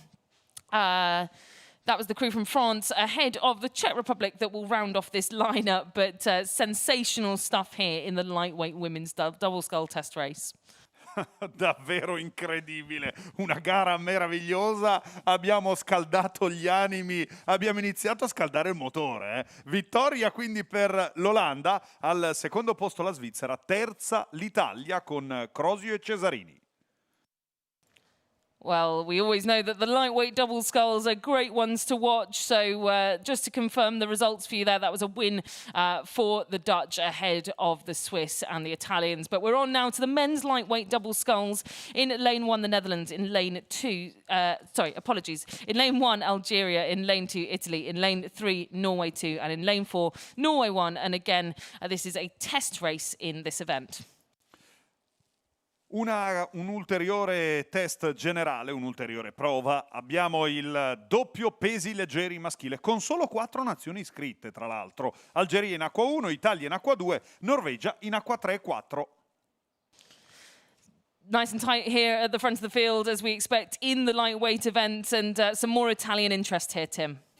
Yes, and a small disappointment because just in front of the 1,000-meter mark, it was the crew from Norway won with Brun and Strandli who just took the lead, but it's almost level pegging between them and the crew from Italy with Oppo and Ruta, and it's a great race. Both crews absolutely going for it, 36, 38 strokes a minute, and that's great to see. The second crew from Norway sandwiched in between them, but dropping out, as is the crew from Algeria, but it's great to see the Italians going toe-to-toe with the first crew from Norway. Bene, sono 4, come ci accennava il nostro carissimo amico Luca, per questa finale del doppio pesi leggeri maschile, ma vediamo interessante al passaggio ai 1000 metri, abbiamo visto quasi sulla stessa scia Ruta Oppo con la Norvegia all'attacco che si portava, diciamo, allo stesso livello. Reazione dopo circa 200 metri, l'attacco dell'Italia di Pietro Ruta e Stefano Oppo si è riguadagnata la prima posizione, vuole portare a condurre, ricordiamo, eccellente il nostro equipaggio, dove l'Italia conta molto su questo. 2 ragazzi, Ruta e Oppo, Fiamme Oro e Centro Sportivi Carabinieri qui di Sabaudia. So this is just a test race here at Sabaudia before the lightweight men's double sculls, but it's a great race between 2 top crews here, between Italy and Norway, and it's shaping up to be a great final 500 meters. So back to you, Camilla, as they come towards you. Yeah, great race indeed. It's been exchanging blows the whole way down this course, the Norwegians and the Italians, and I certainly know who my co-commentator is going to be rooting for here in this race, but they've got a little bit of work to do. They've just slipped off the pace and they're overrating the Norwegians, despite the fact that the Norwegians continue to step away at 35 strokes a minute. This combination of Brun and Strandli, so experienced. We see them a lot here on the lightweight double sculls stage, so not surprising to see them out in front, but I think certainly Ruta and Oppo are going to be encouraged by how close they are to the Norwegian, and they're just making a small push again now here, Luca. Un arrivo veramente importante, un arrivo che di fatto rappresenta un po' l'antipasto di questa Coppa del Mondo tra l'Italia e la Norvegia per giocarsi la medaglia che conta all'esterno. La Norvegia continua a costruire la progressione verso il traguardo, ma Oppo e Ruta non ci stanno, cambiano marcia, dimostrano di avere ancora benzina nel serbatoio in chiusura. E guardate gli azzurri, che grande attacco in chiusura sulle acque casalinghe. Oh, this is great stuff. You wouldn't think this was just a test race, as it's bow ball to bow ball coming up to the line, and one last surge of speed for the Italians puts their bow balls out in front. They're now a canvas ahead of Norway, and it's going to be Stefano Oppo and Pietro Ruta that win the test race by a canvas ahead of Are Strandli and Kristoffer Brun of Norway. It's then a long way back to the next crew in this race, which is the second Norwegian boat of Sadal and Holm. It's then Algeria's Boudena and Eitdaud that finish off this race. But what an exciting one here for us in the tower. Spero che i vostri occhi stiano brillando almeno quanto i miei. Una soddisfazione veramente eccellente. La Coppa del Mondo di Sabaudia sta dimostrando e confermando al mondo di essere un evento di altissimo livello. Vittoria di Pietro Ruta e Stefano Oppo davanti alla Norvegia con un sorpasso negli ultimi 50 metri.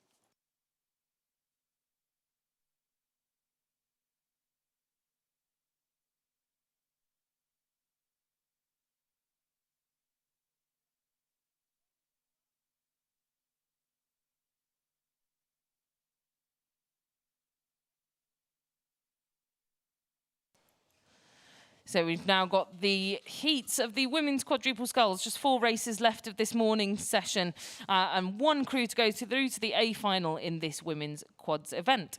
In lane 1, we've got Norway. In lane 2, Egypt. In lane 3, Netherlands 1. In lane 4, Italy 1. In lane 5, Hungary. And in lane 6, Poland 2.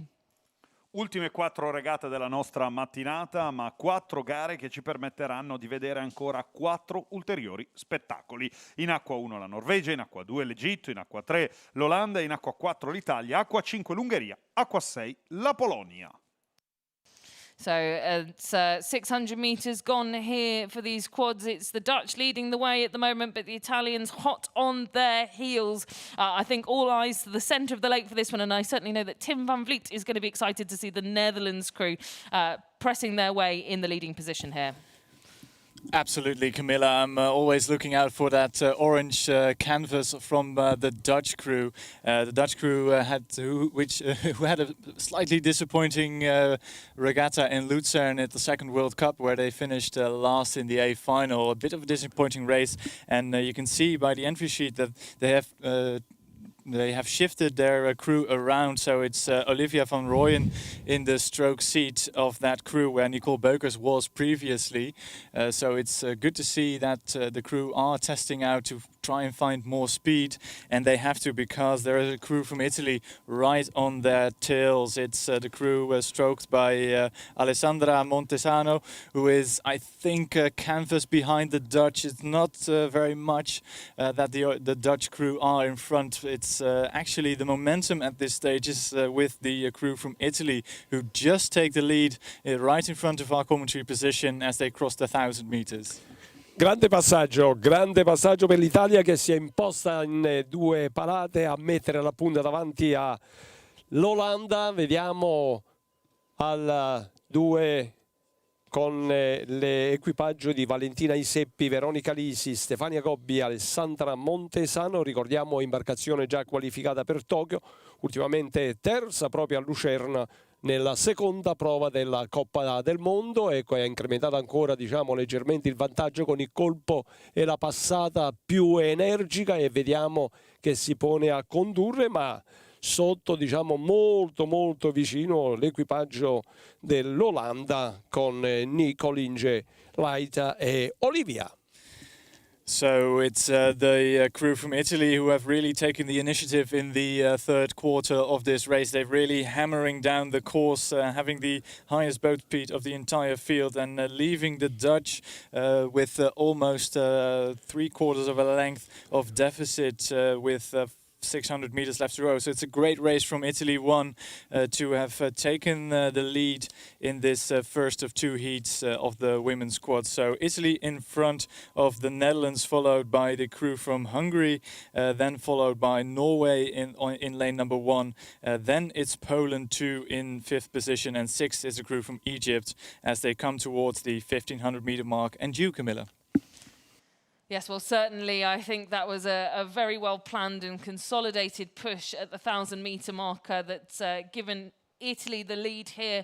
Alessandro Montesano in the stroke seat, doing what's right for this crew through the third 500, keeping them at 36 strokes a minute and keeping them in the lead, most importantly, with only that 1 spot through to the A final. This crew certainly dreaming of Japan, that this probably will be the lineup that will face the rest of the field in Tokyo, so a good opportunity for them to race prior to that departure. And again, I think the Netherlands will also be looking towards the games later on in the summer, and so it will be tough going for them to have been overtaken by this Italian crew through the centre of this race. They still sit in second with a reasonable gap back to any other contesting crews. Third slot currently taken by the Norwegians, ahead of Hungary and Poland too. But it's going to be a great one here for my co-commentator Luca to take through to the line. Siamo in chiusura, ancora i colori azzurri a farci emozionare. Un 4 di coppia davvero spettacolare, nato quasi per caso, con delle carte che si sono andate a rimescolare. Valentina Iseppi, Veronica Lisi, Stefania Gobbi ed Alessandra Montesano, insieme con luce in vantaggio sull'Olanda. Una formazione che continua a costruire palata su palata la proiezione verso il traguardo, e in chiusura le azzurre alla vittoria del 4 femminile. Oh, they've just kept on going, this Italian crew. They've got clear water over the line, and it looks like it took a lot out of them. Heads bowed in the stern pair of Montesano and Gobbi as they cross the line. They put a lot into that to lead ahead of the Netherlands, who get pushed into second.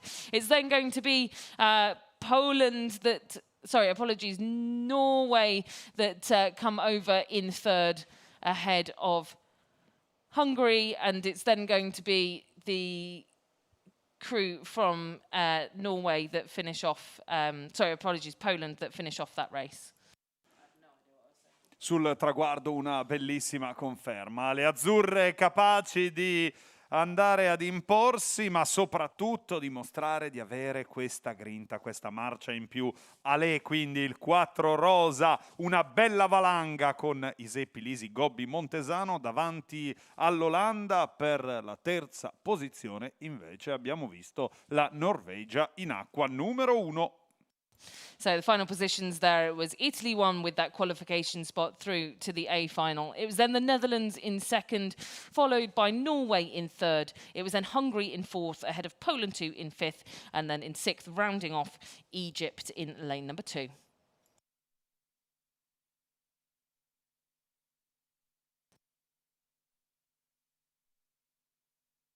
So where we've had one qualifier, we have to find another, and it's the second heat of the women's quadruple sculls. In lane 1, Poland 1. In lane 2, Italy 2. In lane 3, the Czech Republic. In lane 4, Netherlands 2. And in lane 5, Germany. And this race is already rattling its way through the third quarter, Tim. They're well past us, Camilla, actually, here at the 1,000-meter mark. But when they passed us, it was the crew from Germany who looked absolutely superior to the rest of the field. That crew that finished second behind the Chinese crew in Lucerne, they are really hammering along. It looks so well drilled from a technical point of view. And they are really belting down towards the finish line in first position. Second position was, I think, for the crew Poland 1 in lane number 1. Then third position was for the Dutch, who did a massive push as they passed the 1,000-meter mark, but they have a lot of catching up to do, and I don't think the crew from Germany will let either the Dutch or the Polish get past in the last 500 meters, I should say, of this race. Bene, sicuramente una marcia in più per la Germania. Al passaggio ai 1.000 metri ha ingranato la quinta e si è portata con una lunghezza di vantaggio, incrementando colpo su colpo sulle dirette avversarie. Siamo in chiusura, vedremo sicuramente un grande impegno per la finale di questa imbarcazione, dove abbiamo visto una grande prova per le azzurre appena concluse, aggiudicandosi una magnifica vittoria. A seguire le giovanissime qui dell'Italia 2, Papalardo, Mondelli, De Filippis e Serafini, ma sono abbastanza su circa una lunghezza di ritardo sulle dirette avversarie. In chiusura, ecco, vediamo ancora al comando netto la Germania che vuole imporsi fino alle ultime battute. So that German crew, stroked by Frida Hemmerling, is still belting towards you, Camilla. 36 strokes a minute, but the highest boat speed at this moment is with the Polish crew, who try to consolidate second position. But Germany looks set, I think, for the place in the A final. Yeah, the Germans looking really good out in front. After their victory at the first World Cup in Zagreb, they certainly said in their interview afterwards their mantra is just to enjoy it and enjoy every race that they find success from. And hopefully they're enjoying the conditions out here in Sabaudia as they lead by clear water ahead of the fast-moving Polish crew that is absolutely motored through this final 250 metres to really consolidate second place. But with only one spot through to the A final, it means they still won't avoid that repechage. They come into the line now. It's Germany that will take that top spot through directly to the A final. It will then be 2 lengths of clear water back to Poland, who in turn are a length ahead of the Netherlands. It's then going to be Italy that come across the line in fourth position ahead of the Czech Republic that will finish off the race in fifth. Una gara dominata davvero dalla Germania, capace di dimostrare al mondo di avere ottime chance anche in proiezione verso Tokyo. Per la seconda posizione la Polonia, terza quindi sul traguardo l'Olanda con un secondo equipaggio, quarta posizione per l'Italia, a seguire la Repubblica Ceca.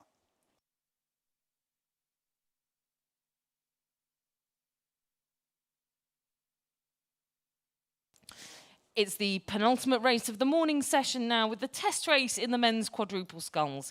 In lane 1, the Czech Republic. In lane 2, Germany 2. In lane 3, Poland. In lane 4, Norway. In lane 5, Germany 1. And in lane 6, Italy 1.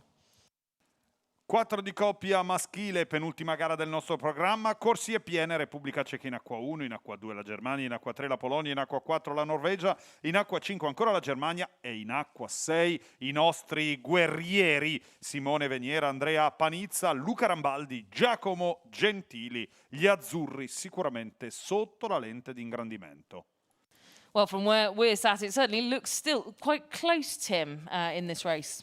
You're perfectly right, Camilla. It is very close between the reigning European champions, Italy, and the crew from Poland in lane 3. There was, I think, about half a boat length in it, with the Italians just leading the field. Poland in second position, and third was Norway, actually, with Olaf Tufte there in the 2 seat of that crew, also looking very good. There is a precious little between the top 4 crews, with the first crew from Germany in 4th position. 5th was the second crew from Germany, and 6th was the Czech Republic. But the local favourites, Italy, out in front in this test race of the men quad sculls. Grande spettacolo, a vederla questa imbarcazione veramente fa sorridere agli appassionati del canottaggio. E intanto diciamo vediamo a seguire la Germania, ma incrementa sempre di più il vantaggio, lo ricordiamo reduce dal campionato europeo 2021. Questa imbarcazione si vede diciamo nel passaggio sicuramente diciamo nelle prime battute, si è voluta diciamo portarsi ad impostare, a condurre per le prime battute, ha proseguito fino vediamo agli ultimi 250 metri al comando sulla Germania a seguire la Polonia.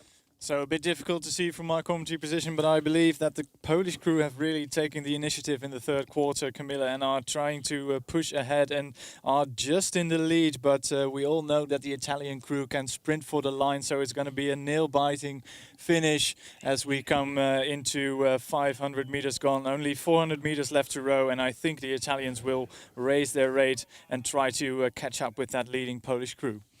Yes, a rather tame 37 strokes a minute from the Italians, which we can only expect to go northwards. But as it stands at the moment, the higher rating Polish crew, 38 strokes a minute. They've pulled through Italy through that third 500 metres. And this crew that secured the silver medal at the World Championships back in 2019 seemed to be back on form after a few disappointing results throughout the season. They also picked up a silver medal in Zagreb, so it seems this season has been picking up for them slowly but surely, and they're now at 40 strokes a minute. And here go the Italians. They're up at rate 41 and trying to close down on Poland's lead. Bellissimo in chiusura, 2 equipaggi punta a punta, sarà la Polonia oppure gli azzurri che vogliono rientrare, vogliono essere protagonisti in casa, ma ancora la Polonia che riesce ad essere più leggera. Tra i 2 litiganti prova a infilarsi anche la Germania, sul traguardo Polonia, poi l'Italia. Well, they've not done it today in the test race, but they've still got the A final to come. Over the line, it's going to be Poland ahead of Italy. It's then going to be Norway, I think, just finishing ahead of the crew in the centre of the lake from Germany. And then the remaining crews just flittering through the line now, and we'll bring you the results as soon as we can.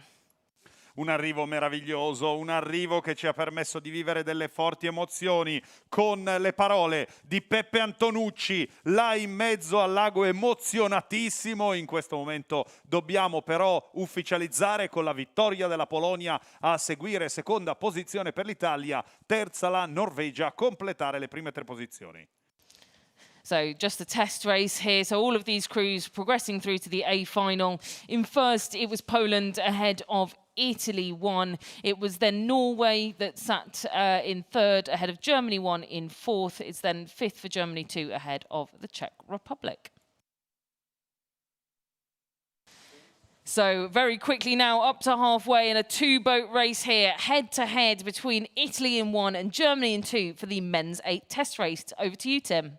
A great race between these two crews to finish off this morning's program, and it's the German crew perhaps expected to be out in front, and we can hear the cocks from that crew, Martin Sauer, belting away at this crew, really encouraging them to give it their all in this test race in the men's 8, and the German crew really looking to have a bit more experience in racing before Tokyo, so they are really trying to lay everything down here in this test race to gain as much experience as they can. And the Italians 3/4 of a length back when they passed us at the 1,000-meter mark.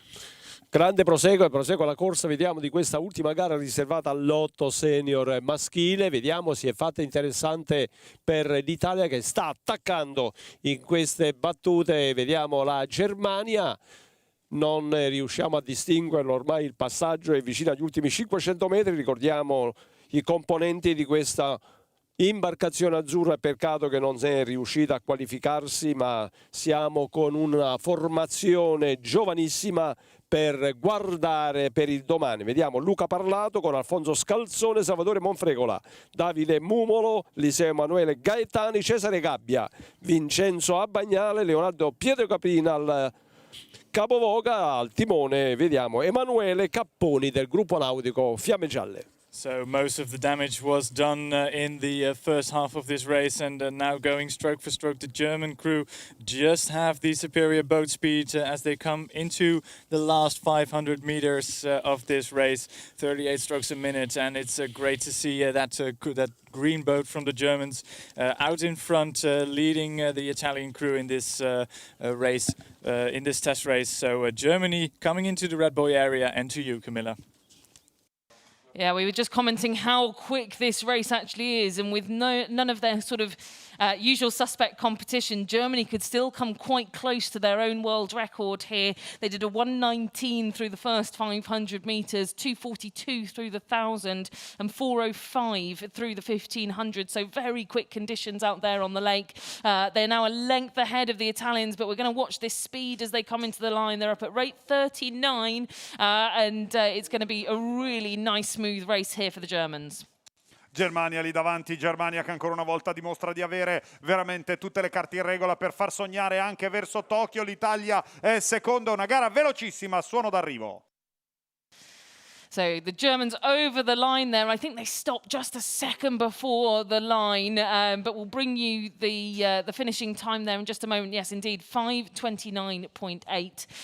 So a nice quick time, not quite as quick as their world record at 5:18, but still nice speedy conditions out here on the water. Italy will come through in second, and we'll see those two go head to head once again, and we'll have to see if the Italians can come any closer to them on Sunday. Final. Sul traguardo abbiamo visto veramente dei tempi veloci, non abbastanza per battere il record del mondo, ma magari nella finalissima di domenica ci avvicineremo ancora di più. Vittoria quindi per la Germania, a seguire gli azzurri per la seconda posizione.